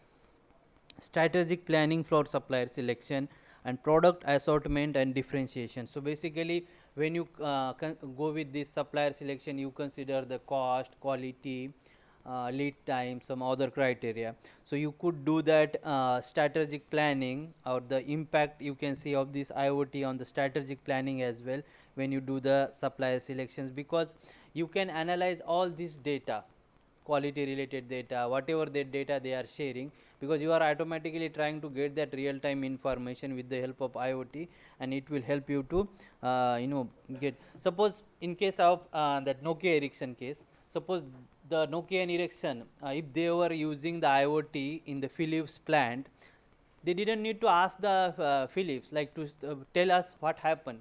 they should have got the information directly from their IoT devices. As something happened there, and then we may face problem. But in normal cases, they need to call the supplier, they need to ask them what's happened, why is there is a delay in the delivering the products. So that those kind of problems we could manage with the help of IoT. Then make means manufacturing plant, visibility on more parts and raw materials, like how many parts we need or raw materials to make those finished products. Combine product and after sales service. How can we combine product and after sales service? Any example? Suppose you are selling one product, finished product, you can use some IoT devices on that one. When it will go to the customer, you can track the performance of that your sold product, and you can propose some preventive maintenance, so that you can combine product and after sales service as well. You can ask your the customer that this product needs the service. Why? Because our IoT That's why I given the example of that car. yes. The sensors Ye- are there. yes. So Rolls Royce and so many other automotive manufacturers, they are nowadays using the IoT devices. Then combine product, that's then real time quality and maintenance data from customer. Maintenance data, as I said, if suppose you are buying a car from somebody, so they you can use the IoT devices. It will tell you the uh, mm, how you are driving the car, when that car needs the maintenance, all those things. Remote preventive maintenance. So you can do the remote preventive maintenance means, do you know remote preventive maintenance? Preventive maintenance, but remote. You don't need to go there to actually do that maintenance. Suppose you have got some, you sold the car, on that car some IoT devices are there. You can operate those IoT devices from your factory. Operate means, suppose something is going wrong, the supplier, the customer will call you, something happened here. You can use the IoT devices data, and you can sort out that problem with the without visiting that factory, or without visiting that customer. So remote preventive maintenance. What are the impacts? It reduce lead time and cost, because you are improving the visibility in your factory.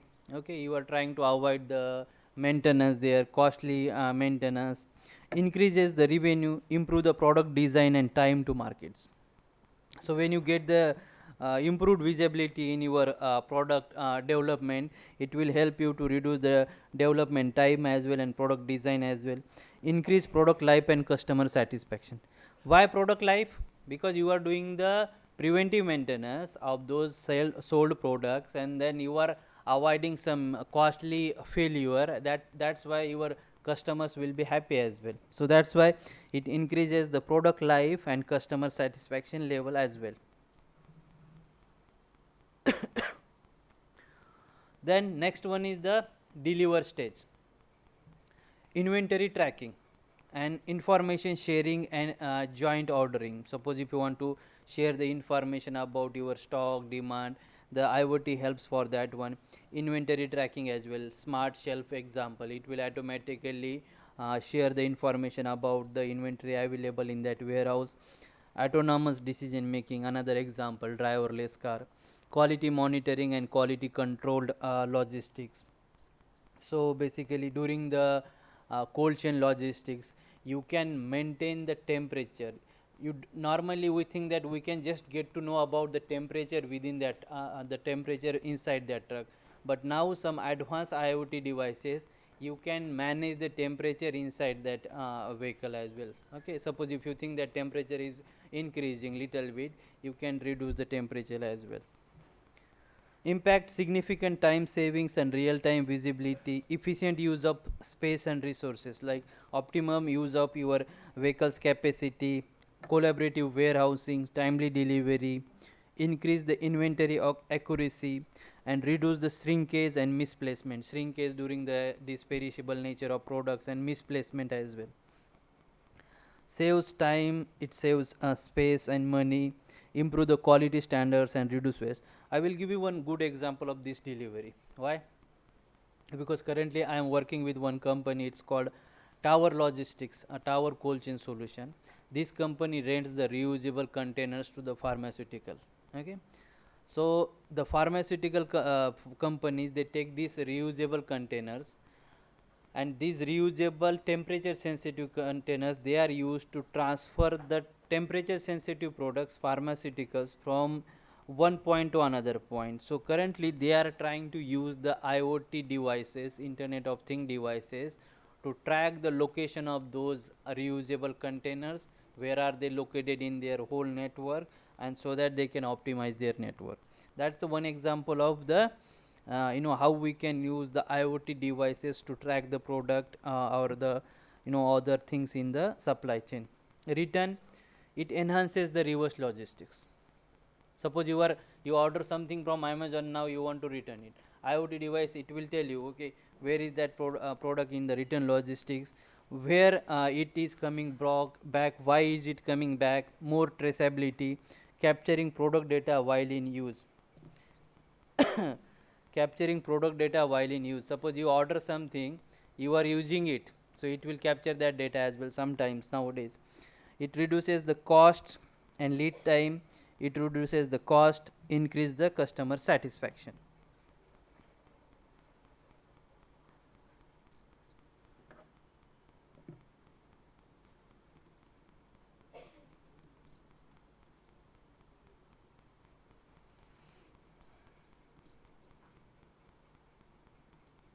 Let me see, this is a video, if I can turn it on.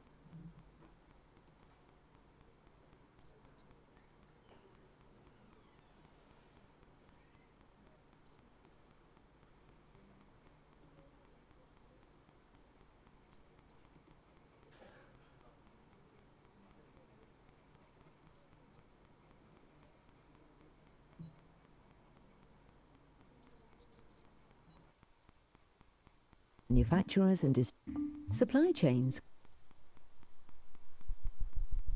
Supply chains consist of many different partners, from manufacturers and distributors to hauliers and retailers. Look at this one example of Each part how of the we can chain use the can internet become of things. vulnerable to disruption, and without access to real-time traceable information, it can be difficult to plan for or respond to problems. This is an example The of internet Vessel. Suppose when Vessel is bringing the products of the different, the importers, how the ports, the hauliers, they can of manage their Things provides resources. the opportunity for supply chains to become more connected, and for partners in the supply chain to improve their planning and performance. Let's look at an example. This vessel is about to arrive in a UK port. It's full of containers with goods ordered by different importers. A bay plan maps out the current location of all the containers on board. What could happen, suppose if you don't get the, suppose there is a one vessel, that vessel is bringing the different products ordered by the importers. So why do you need to share the expected delivery time of arrival to the port, so that they can manage their resources properly? Because there are not that only one vessel is coming at that airport, that port. So many other vessels, ships are coming. They need to manage their resources so that they can reduce the cost, time, and everything.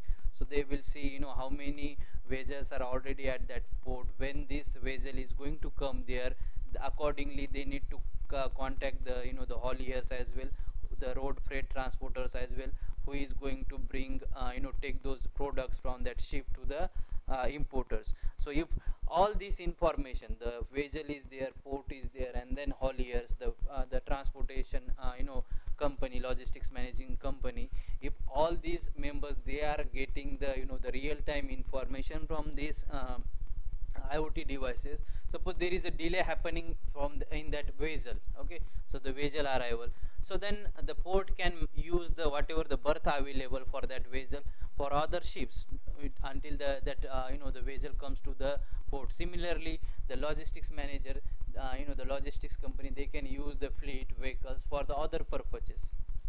Simple another example of when you go to the fly with the, when you travel with the train or flight, normally before going to the station, we check the status of that flight or train. Why? Because we don't want to unnecessarily go there and wait if that flight or train is delayed. Okay, that's the example purpose. The haulier, due to pick up the containers from port and deliver them to a warehouse, has a fleet ready and waiting. But without access to up-to-date data on a vessel's estimated time of arrival and bay plan, the port cannot plan the unloading optimally. and the haulier cannot plan its fleet until the vessel docks. They won't know when the container is cleared by customs to be collected, or how long it will custom take clearance to is another retrieve a very container from the stacking big yard. thing This at the can lead port. to long waiting and traffic congestion at the port. Disruptions then spread along the supply chain to the importer, who If now suppose there is a delay happen at this port when entering that vessel, it will affect these hauliers, then the other logistics faces provider delays. in that there. But by creating an IoT data integration platform where the port, the vessels, the haulier and the importer input their information in real time, everyone can have a clearer view of the situation, meaning decisions can be made much more effectively. For the haulier, they can book container pickup slots before the vessel arrives. The slots are constantly updated, reflecting the container's readiness. As for the port, they can stack containers in reasonable locations in the ensures more goods are delivered on.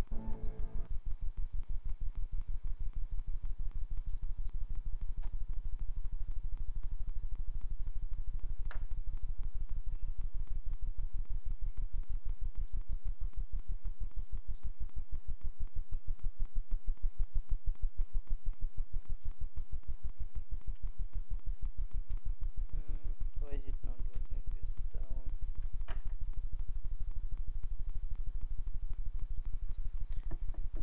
This is the problem when we try to run the play the video in the slide presentation. Okay, this done. So let me close it. Content. Okay. Now look at the. Why is it saying? Okay. Look at the now driverless cars in San Francisco, and this is already happening, and look at how it is. So much emerging technology is just a show, so one can be forgiven for not being able to distinguish fact from fiction. Take this car, for example. Can it drive Are you able to hear it autonomously properly? or not? The short answer is absolutely.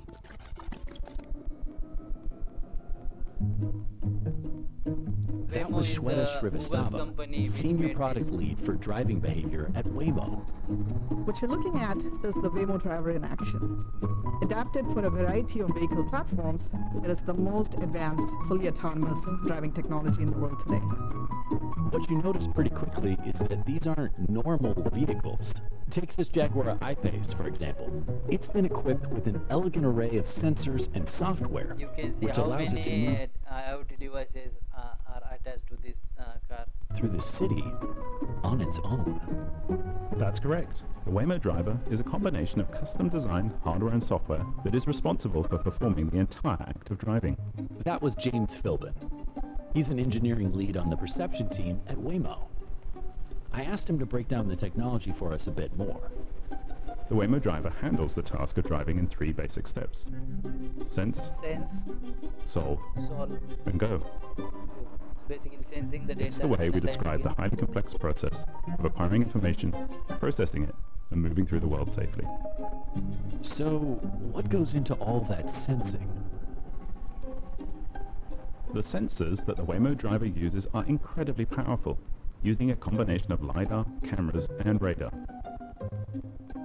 It can see up to 3 football fields in any direction. it. Look at their the accuracy. 3 football the areas they can see the basic. And can sense. detect sirens from emergency vehicles, It which can detect sirens from any. allows the emergency. Waymo driver to visualize the world around it in milliseconds to a high degree of accuracy.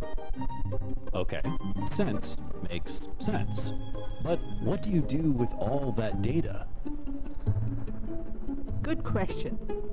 The system calculates the predicted future behavior for each relevant agent in the scene. Then, with a strong foundation derived from artificial intelligence and machine learning algorithms, the Waymo driver crunches all that data and calculates a safe route, while responding in real time to the evolving traffic environment. If I understand correctly, this means the Waymo driver continues to learn as it goes, is trained and tested on scenarios that it's never seen before, and can differentiate safe and comfortable driving behaviors from hazardous and uncomfortable ones. Yes, well done. Why, thank you. The final step in the Sense, Solve, Go methodology is perhaps the most straightforward. Go. Once the Waymo driver has determined the path to take, our advanced motion control systems allow for smooth acceleration and braking on hilly streets, or managing bumper-to-bumper traffic with safe and natural driving movements. So it's really here, right now in cities. Not smoke and mirrors, but true autonomous driving technology. Waymo is taking what was once futuristic sci-fi and making it non-fiction. And like all great technology, all that number crunching, all that data just fades into the background. And you realize the dream of riding in a fully autonomous vehicle to your favorite dinner spot isn't just a vision of the future. It's actually happening right now.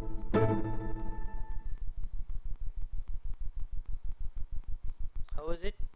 Good. So this is really happening basically in San Francisco and other parts of the US. They have around like 700 or 1000 cars are running, and the overall cost is also reduced. Why? Because there is no driver. There is no driver cost involved. You simply order that Waymo car. Then how to open that one? Basically, you can see on the YouTube as well. If you just see some videos, you open with the help of your that app. You will get the code, open the door, enter it. Once you enter into that car, then there is a screen as well. Just activate go, everything is set. Then it will ask you to wear the belt as well. Unless and until belt is weared, it will not start. And then it will drive as a human being drives. I would say more than that accuracy wise. Suppose there is some the road is closer, it will take the another route and it will take you there your spot. So this is the case where you can see how IoT devices can help to improve those processes, operations, and then overall it will be beneficial for the everybody. So now some of the use cases we will see here.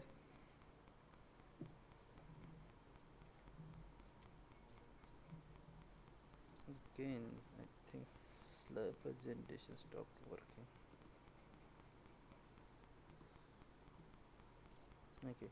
So here one pest control company deployed a fully automatic solution that uses the cellular connectivity to continuously monitor and control the pest activity. So normal traditional operations you can convert with the help of these IoT devices in a digital format, so that to streamline those operations, reduce the time cost. So these companies pest control activity they converted into the digital form basically with the help of IoT devices. These solutions features made it more effective for customers than conventional pest control services and was highly profitable for the provider. Ultimately, the IoT tool replaced the standard physical. What happened? Okay. The IoT tool replaced the standard physical and manual pest control tools, avoided the use of pesticide, and generated data and documents required for regulatory compliance. Yesterday, I think not yesterday, day before yesterday, Lohit was talking about Lohit from IIT Hyderabad. He was talking about how this advanced artificial intelligence you could use for the for regulatory compliance for creating those things. So these pest control company they use this tool to replace the standard physical and manual pest control tools whatever the documents they were generating. So they use this IoT tools, avoided the use of pesticide generated data and documents. Another one, specialty company used a suite of IoT solution to improve its manufacturing and supply chain performance. The company was able to track the overall equipment effectiveness online. So all the machineries performance you can check online. You don't need to go and visit that machine's performance, eliminating bottlenecks in its operation, which led to significantly improved output. Facility condition monitoring, suppose you are running a warehouse distribution center, and if you are keeping the fruits and vegetable perishable nature, so you need to make sure that the humidity, the temperature inside that warehouse should be in a good level to accommodate that your perishable nature of products. So manually you cannot go there in each corner and check the humidity and pressure. Okay, whatever the the measurement that you are going to use. So challenges: manual, time consuming environmental monitoring in warehouse, delays in detecting temperature and humidity variations. As I said, you cannot go in each and every corner of that warehouse to check your temperature, humidity level. You need some advanced technology that will detect the temperature and the humidity variations within your warehouse. IoT solution: this LP-WAN enables sensors provide the real-time data. It automatically alerts to the customers for condition deviations. Centralized platform for continuous monitoring. Business impact: it will reduce the time and resources, basically cost, resources saving through automation. Improve decision making for warehouse maintenance. As I said, you don't need 10 member of employees to check the humidity and the temperature level. Better product protection across supply chain. Cold chain monitoring: if you are moving the goods in a cold chain vehicle and your focus is to maintain. So for example, COVID-19, what was the temperature requirement? Pfizer, -70 to -80 degree. In developing countries, it is very difficult to maintain that much temperature, and if you use those contaminated vaccines, it is very dangerous for the people's lives. So you need to logistics, that cold chain logistics is very important, and without the help of this IoT, you cannot make sure that whether that vaccine is exposed to the outside temperature or not. So COVID-19 vaccines required ultra cold transport. Pharmaceutical products again need strict temperature control. Those kind of for challenges, you can use the IoT devices. Lack of real time visibility on shipment condition. IoT solution: connected sensor track shipments end to end. So you are not only using one sensors, you are using couple of sensors. They they are connected to each other. They send the information about the temperature, humidity, all these the requirements for the pharmaceutical products. Automated alerts flag temperature deviation. Real time reporting ensures compliance and audit readiness. So nowadays, if you scan any QR code, it will tell you what is the temperature available at each point during the journey of this product, and it will tell you as well sometimes where it is exposed to the outside temperature. Business impact: ensures product stability and safety. Product safety is very important in pharmaceutical nature, pharmaceutical sector or your food sector. So in order to maintain that, you need to use these things. Improves logistics efficiency and transparency. Supports growing demand for temperature sensitive shipments. Shipment monitoring for security and loss prevention. Again, challenge is lack of real time visibility in supply chain. So sometimes high value products, electronic products, they are normally the target of the thieves. So you can use these IoT devices to track those kind of shipments. Lack of real time visibility challenges like risk of theft, tampering and environmental damage of those high value products. Traditional GPS trackers had size and battery limitations, so you could use GPS enabled device track shipments from end to end. Smart sensors detect temperature, humidity, light and variation. Light sensors flag potential tampering or package damage. So there are many kinds of sensors are there. It based on your requirements, whether you want to focus on the its appearance, temperature, humidity, what do you want to measure. So those kind of sensors you could use. Business impact: prevents theft and loss, improving the security. Some kind when somebody is trying to steal the products, or sometimes somebody is trying to enter into your vehicle, it will tell you that send some notifications to the customers, clients. It enables quality control in transit. Supports investigations and recovery of stolen goods as well. If suppose GPS IoT device is attached to that product and somebody steals that product, so it will help you to find out that product as well.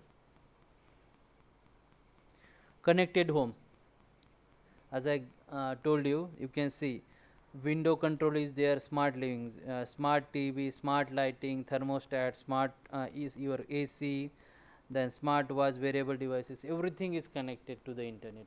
Okay, just you need to give the command, Alexa turn on the light, turn on the curtain, turn on the AC, everything is connected. Then okay. So IoT enable smart parking. As I told you this example already. Suppose in metro cities now everybody is facing this parking problem. So if you have got some empty spaces and you want to make sure it improves so that everybody can get some benefits. That's one. You can connect those spaces over the internet. Like you can connect those parking spaces. You can use some parking meters there, and the IoT devices on that parking meters, that parking spaces, you can use some cameras to find out the empty locations. New data is generated with the help of those IoT devices, which will help you to find out the space availability. Then process innovation, based on the available spaces you can find out the pricing as well, payment, finding spaces, and this will help you for the traffic wardens, citizens, drivers, city planners. So many things we could do with the help of these IoT devices if we use them properly. Capabilities, it will monitor the performance, then tell you to when we need the preventive maintenance, measure the again performance, control sometimes the temperature inside your vehicle, automate the things, optimize as well, and it learns from the previous experience. Basically sometimes Alexa, it learns from your previous commands, and then accordingly recommend some options. So those kind of capabilities you can see in the IoT enabled platform. Some of the best practices of this IoT to improve the operational efficiency. Traffic and fleet management. So these are the real cases. So Topis is a model for future smart cities integrating IoT and AI to improve the urban mobility. So actually in South Korea, Seoul city transportation, they are using this Topis manages the public transportation. So they started as a bus management system in 2004. Now covers all transportation except traffic signals.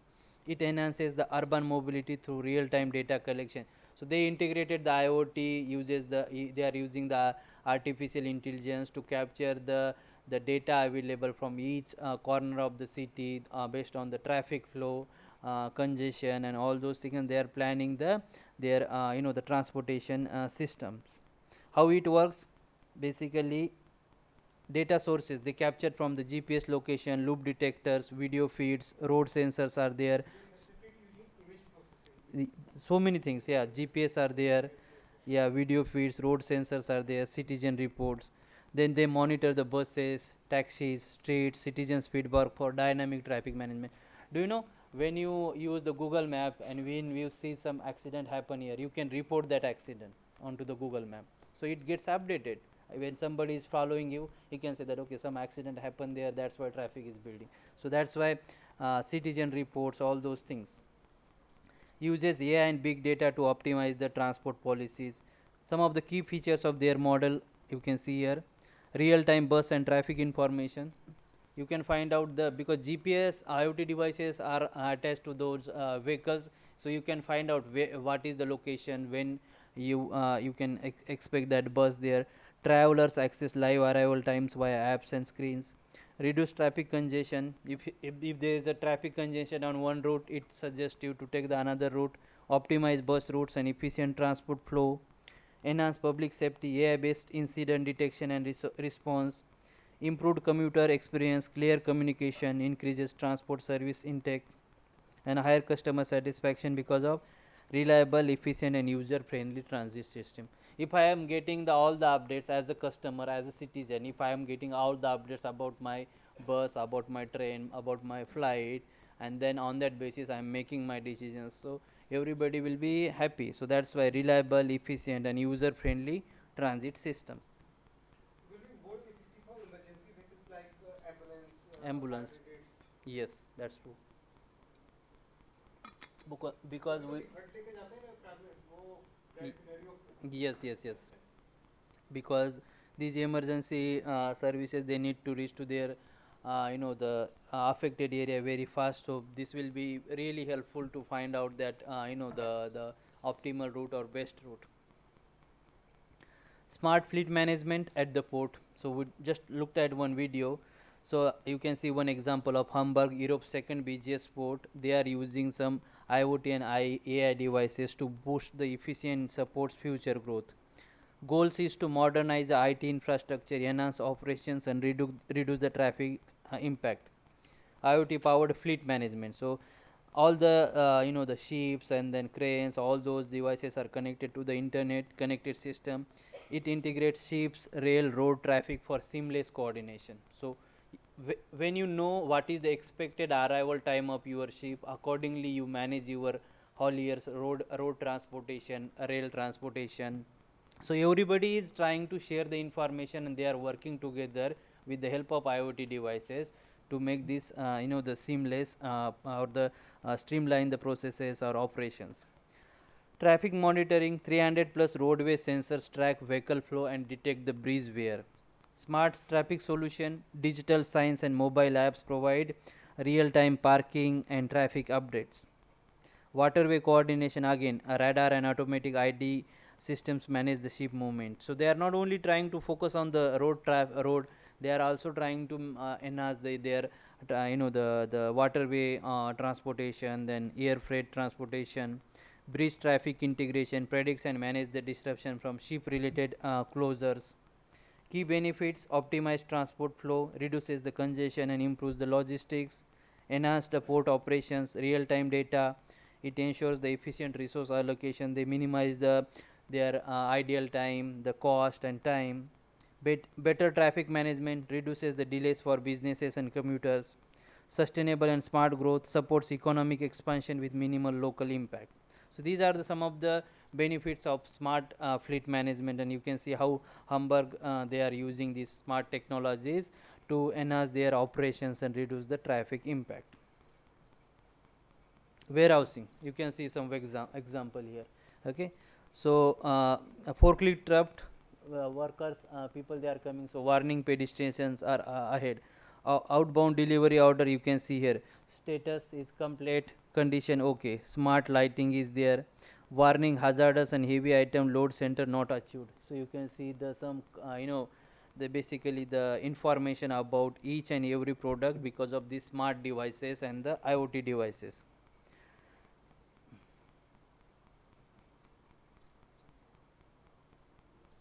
Enhancing efficiency and accuracy, optimize space utilization. IoT enables real-time tracking of goods for efficient storage and retrieval. Okay, so in warehouse you can use the IoT devices. Suppose if you want to optimize your warehouse or efficiently reduce the unnecessary movements, you can use those devices based on the information available in that IoT devices. You can find out what is inside that one. Smart inventory management, RFID and sensors automate stock tracking, preventing shortages and errors. So as I said, smart shelves are there. They track the on-hand inventory and accordingly they manage the the Kanban signals. Yeah, the replenishment. Automated damage detection, cameras scan incoming goods. Like Venkat, you said that cameras they detect whether there is a damage on your product or not, and accordingly they manage.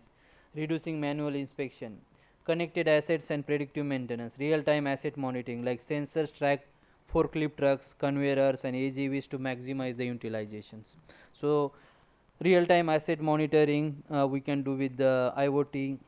Predictive maintenance, monitor stress and wear on machinery, preventing breakdowns. So if you find out the some information about the stress wear on that machinery with the help of IoT devices, it will provide you the schedule for the maintenance as well, and you accordingly we do the maintenance, and that will help you to prevent the breakdowns. Indoor GPS for forklifts, switch lock smart lift tech improves navigation, boosting efficiency. So you can see that here on the smart on the forklift trucks as well, there are IoT devices are available, and they will detect what is behind and what is coming from their other ends and what is inside in that the box as well. Like status gearbox requires immediate maintenance, like this is for the that maintenance, but IoT devices is also attached to this box as well, and it will tell you what is inside that one. Workforce safety and accident prevention. So collision avoidance, forklifts use radar and cameras to detect obstacles and prevent accidents. So similar to our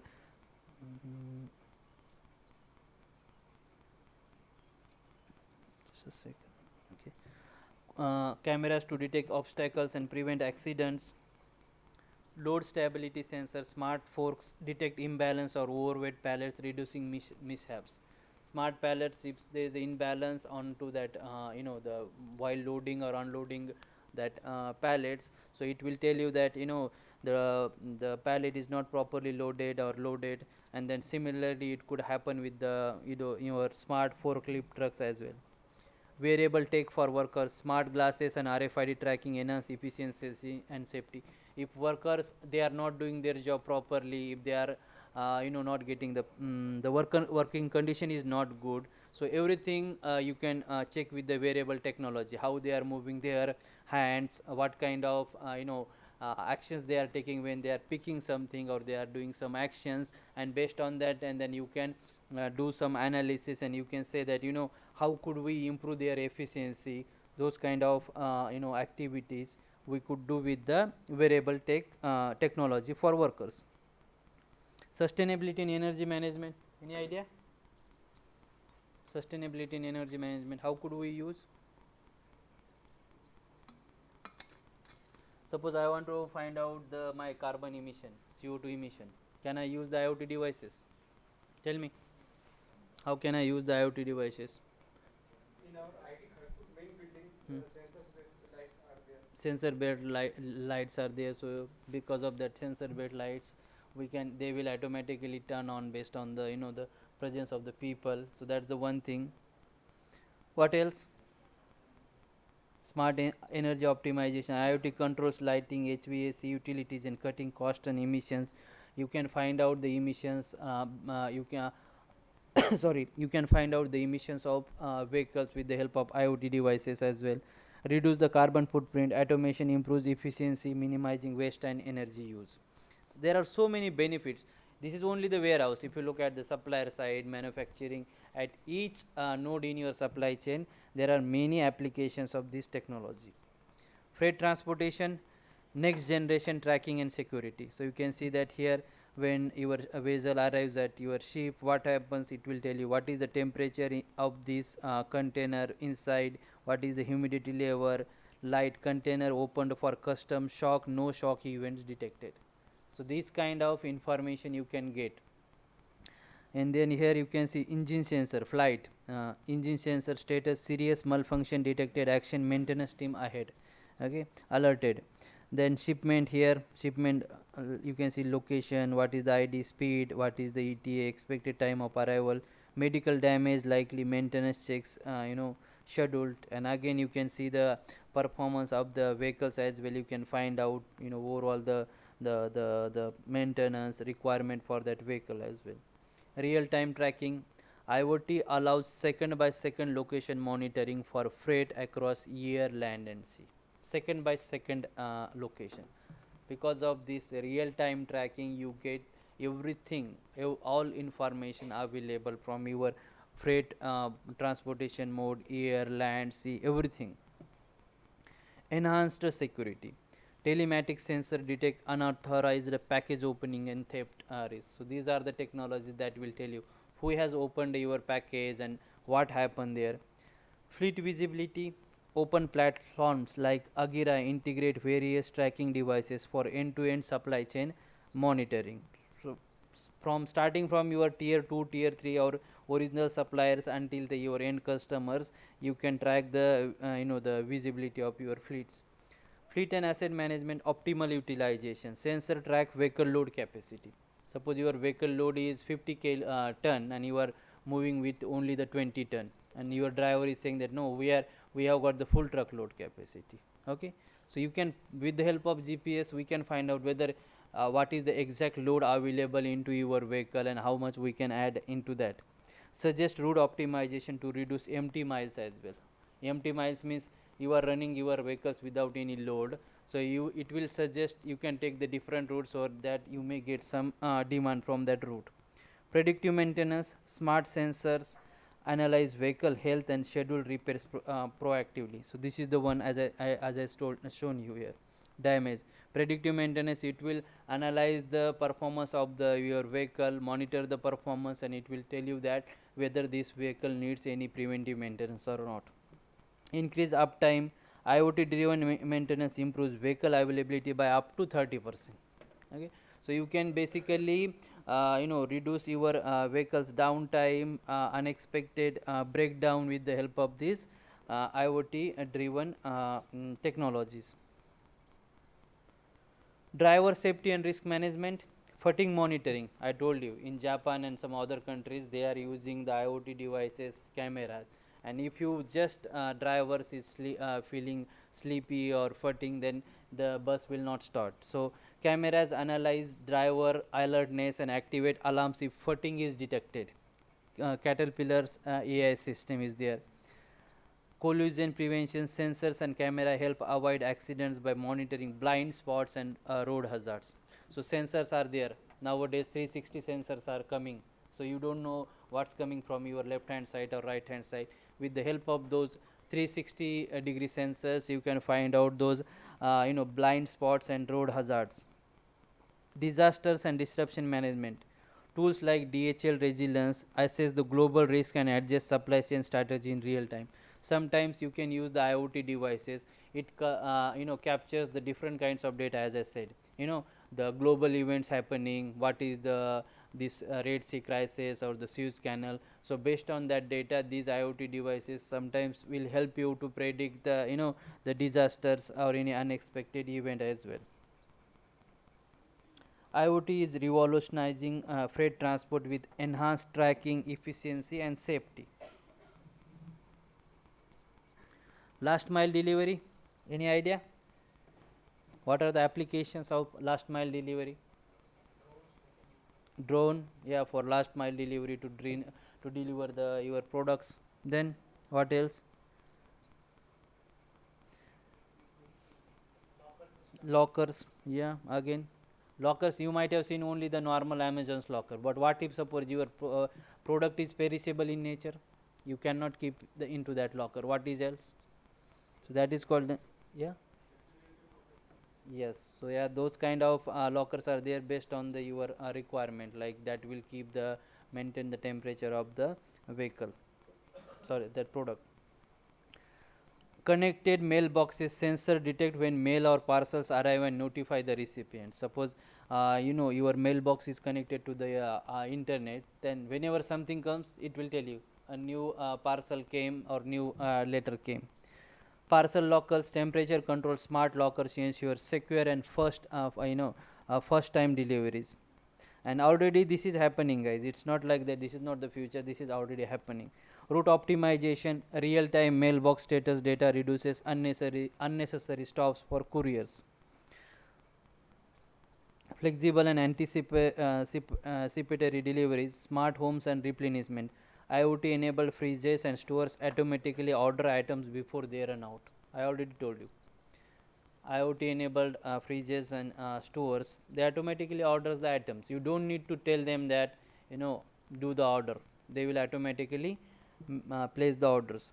Dynamic delivery addressing, proximity sensors and location data allow real time delivery address changes. Okay, sometimes if you order something from the Uber or whatever it may be, so the delivery boy can track your location. Okay, and if you change your locations, they will follow you. So those kind of dynamic delivery addressing. Amazon's anticipatory shipping, predictive analytics move expected purchases closer to the consumers before they even order. So before the order, sometimes they do this predictive analytics, move expected purchases closer to the consumers before they can order. Last mile delivery, again monetizing return trips and on demand shipping. On demand pickups, services like Ship allow users to send packages simply by taking a picture and requesting the pickup. Those kind of advanced stuffs some platforms are using. Optimized reverse logistics, couriers can pick up the return shipments dynamically based on their real time route. So when you are returning something, so the delivery partners, they sometimes, if some delivery vans, they are going through your route, they will automatically not automatically, they will ask you, can we pick up those orders. Those kind of optimized reverse logistics. Item level tracking and transparency, RFID and smart labels.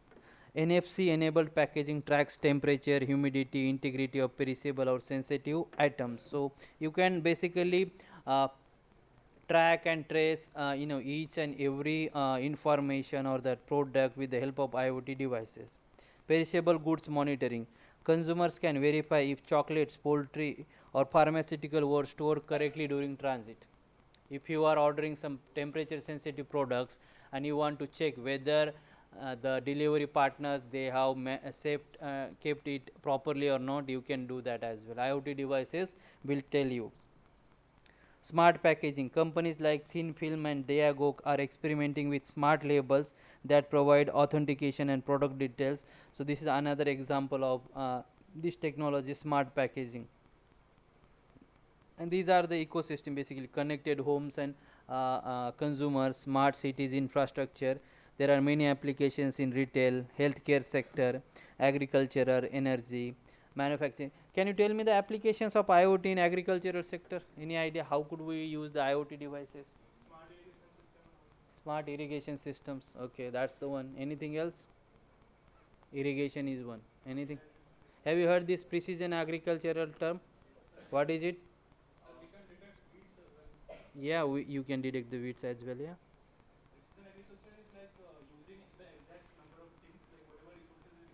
Mhm.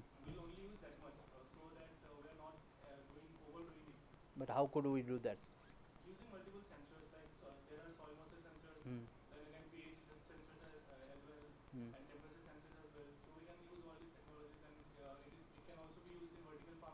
Yes. Yes, yes. That's the correct.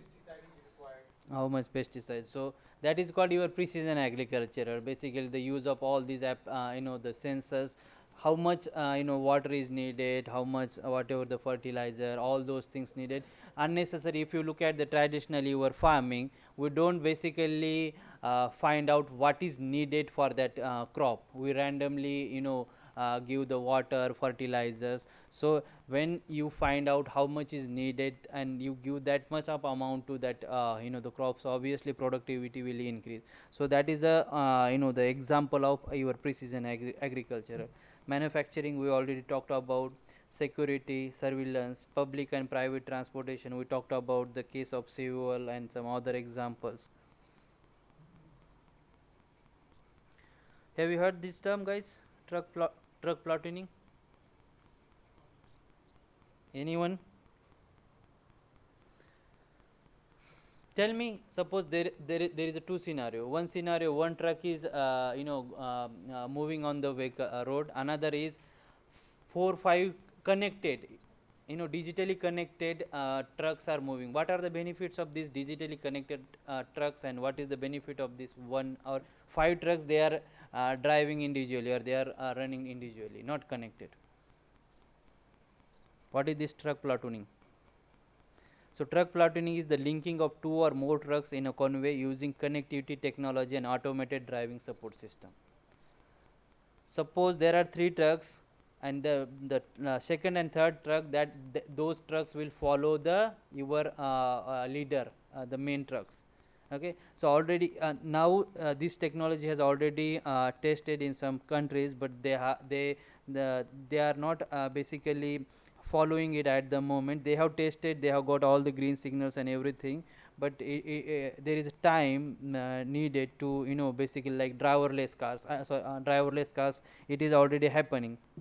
This technology has already tested by Volvo and some other companies, and it will be coming in the near future. So basically the benefits of when you drive these vehicles in a connected manner. First, there are many benefits. What are those benefits are there? You can see that you could reduce the time, the speed, and then that resistance is not there. So basically it uses the technology. There is a leader truck, then followers are there. These vehicles automatically maintain a set close distance between each other when they are connected for certain parts of journey, for instance on motorways. So these trucks, they are not connected from the whole journey. It depends on you. When you want to connect them, you can disengage them as well.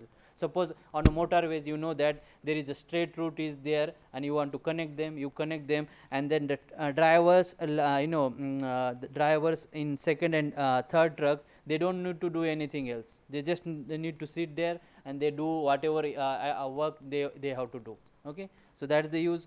But basically, because the that the resistance, whatever the air resistance is very less compared with the, if they are running individually, it helps them to reduce the fuel consumption and then time as well.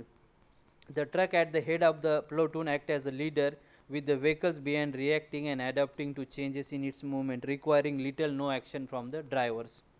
In the first instance, driver will remain in a control at all times, so that they can also decide to leave the platoon and drive independently. So it is not for the whole journey. Whenever they want to engage or they want to connect, they connect, so that the drivers in second and third or the connected vehicles, they don't need to do so much actions. They just sit into their vehicles and the leader will follow, and then the vehicles behind, they will follow that leader, main vehicle. What are the benefits? Clean truck platooning lowers fuel consumption and CO2 emission, given that trucks can drive closer together. If there is a huge difference between the trucks, there is a air resistance, and that will affect your fuel consumption and transport. When you are maintaining the lower the distance, so it will help you. The air drag friction is reduced significantly.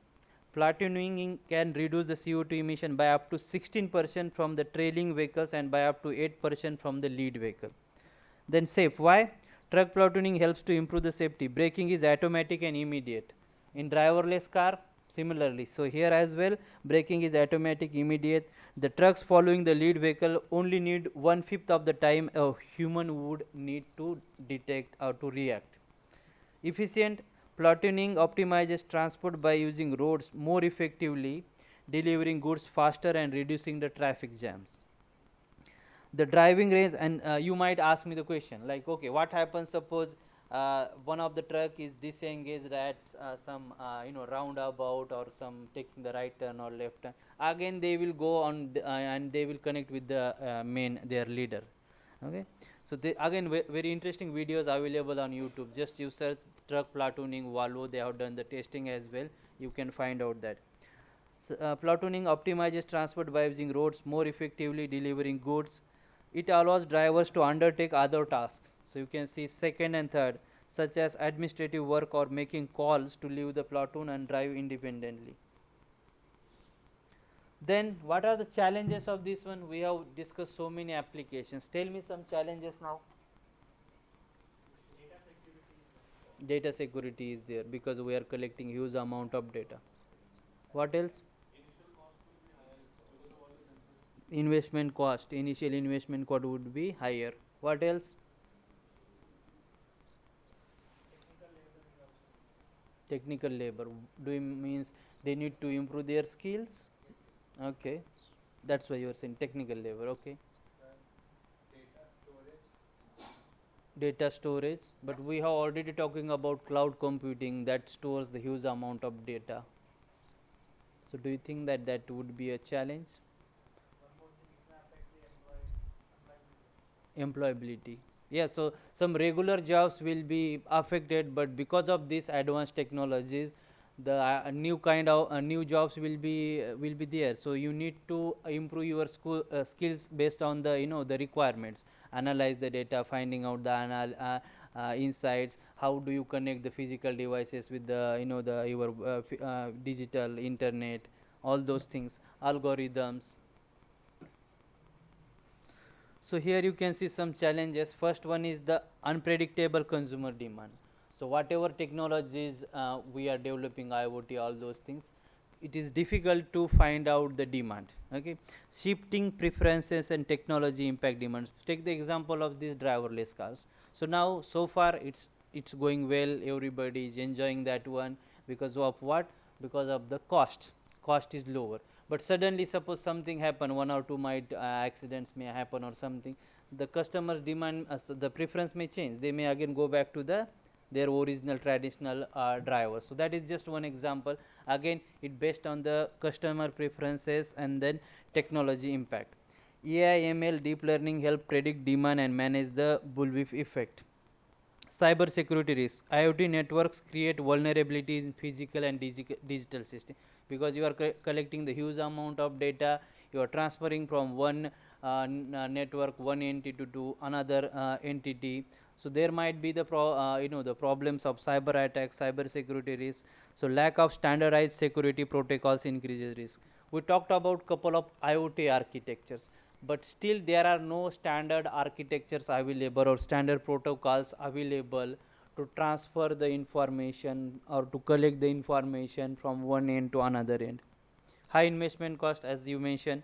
IoT infrastructure needs sensors, networks, skilled staff, so that will cost you. But over the years, suppose starting investment cost would be higher, but if you use them over the years, maybe 5 years, 10 years, there are more benefits are there, and rate of return is also very good when you look at the long term benefits.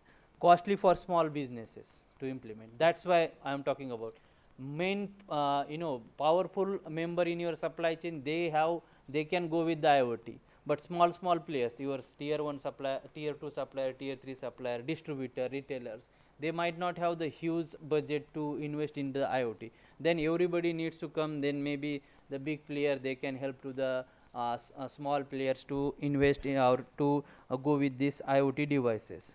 Network gaps. IoT supply chain management needs continuous real-time data flow. If there is a little bit gap, like in case of your driverless car, if there is a little bit gap in finding out or in collecting the data, transferring that data, taking the action, analyzing, so it will be very problematic for the network. So that is a network gaps. IoT supply chain needs continuous real-time data. 5G and cloud enhance real-time tracking and traceability. Centralized data handling issues. Global supply chain needs decentralized system for security and transparency. Suppose your nature of the supply chain is global. You have got some suppliers located in Asia, in developing countries, and some suppliers located, distributor, retailers located in western parts of the country, and you are using the cloud based the network to store that data. So sometimes it is very difficult to analyze the data from the across the different parts of the world. So that's the problem. Blockchain enables trusted data traceability and fraud prevention. Another famous technology, blockchain, it helps to make that safe and secure transaction. Okay, so tomorrow we are going to talk about this blockchain technology, how we can use this blockchain technology to make that safe and secure transaction. Again, very interesting stuff is there. We are going to talk about some of the case studies as well. IBM's blockchain, how they use the blockchain for the for to trace the food supply chain.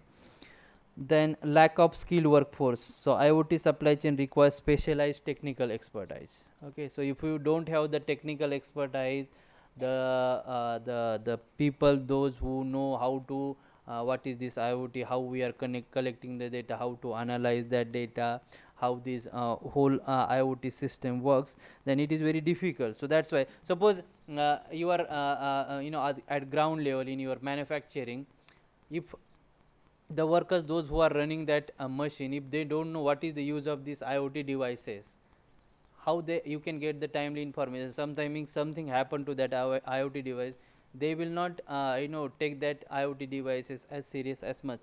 Okay, so everybody involved in your supply chain, it could be the workers, the third party logistics provider, or others, they need to be aware of these IoT devices, and then we need those technical expertise so that we can inform everybody the benefits of these IoT devices. Organizations must invest in professional IoT training.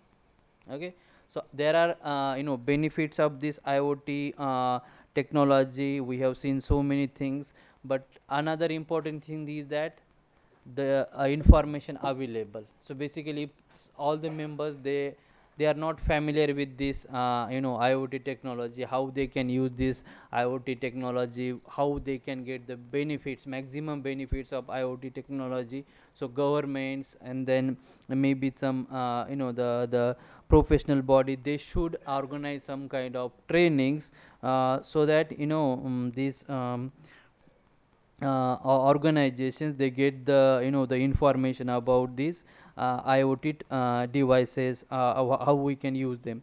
So lack of skilled workforce means we need to improve our skills based on these the requirements, companies requirements to implement the IoT devices.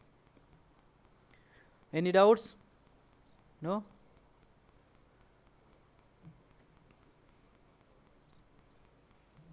So tell me, what have you learned so far in today's session? What are the important types of IoT?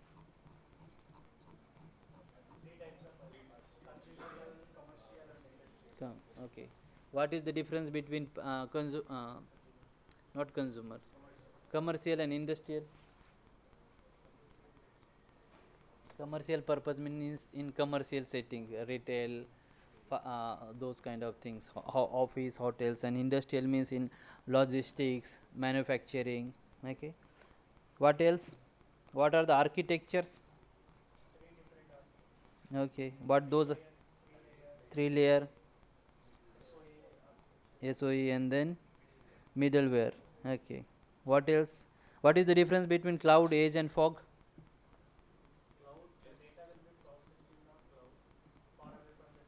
Hmm. Hmm. Mm-hmm. Hmm. Okay. Mm-hmm. So then, does smartwatch, which technology is it using? Smartwatch, edge computing. What about the Amazon's Alexa? Cloud computing. It is sending the commands to the clouds and then taking the actions. And what about driverless cars? Again edge computing. Okay. Then what else have you covered so far?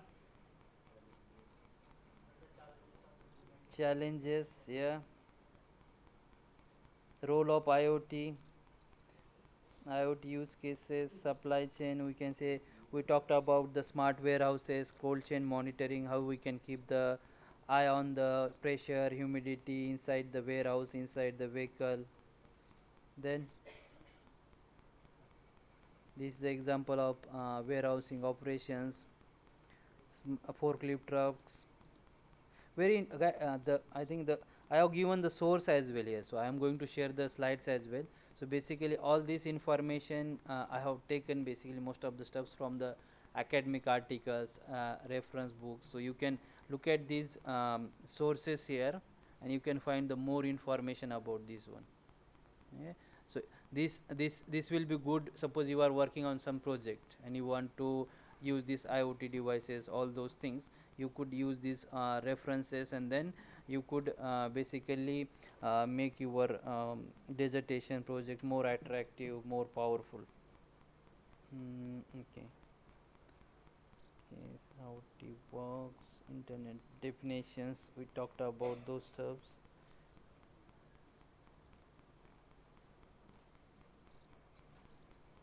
And then these some of the platforms we already discussed: Amazon Web Services, Cisco. Do you know anything else apart from this? Oracle, I don't know.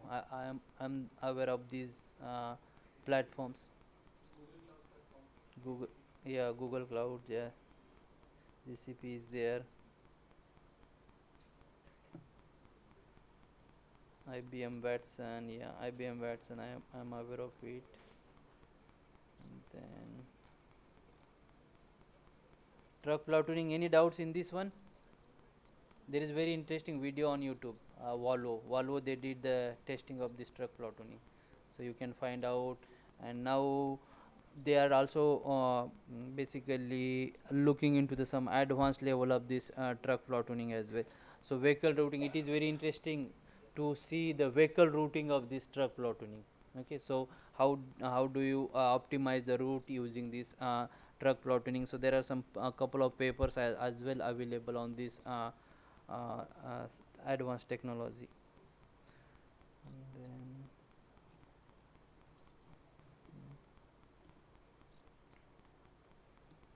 have you tried that any logistics risk management, the smartphone supply chain case?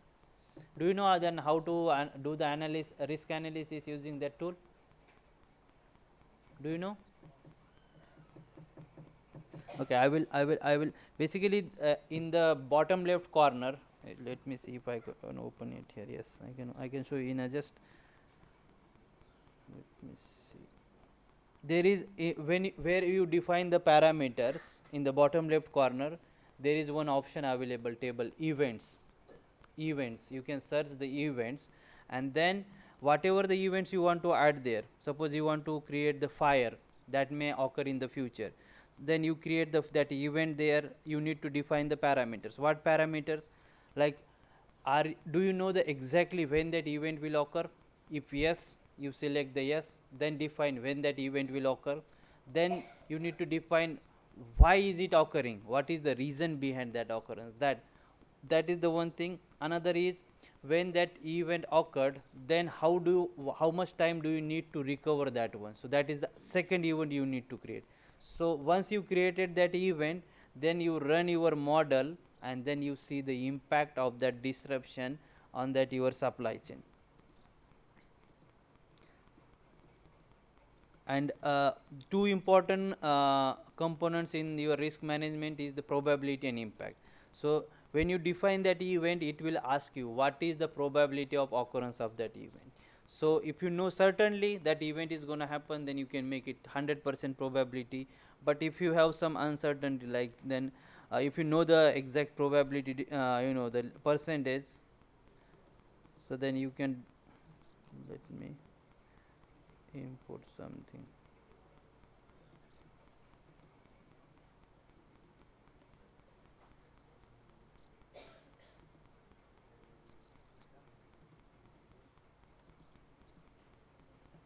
This is our smart supply chain. Just give me 5 minutes, guys. Mm.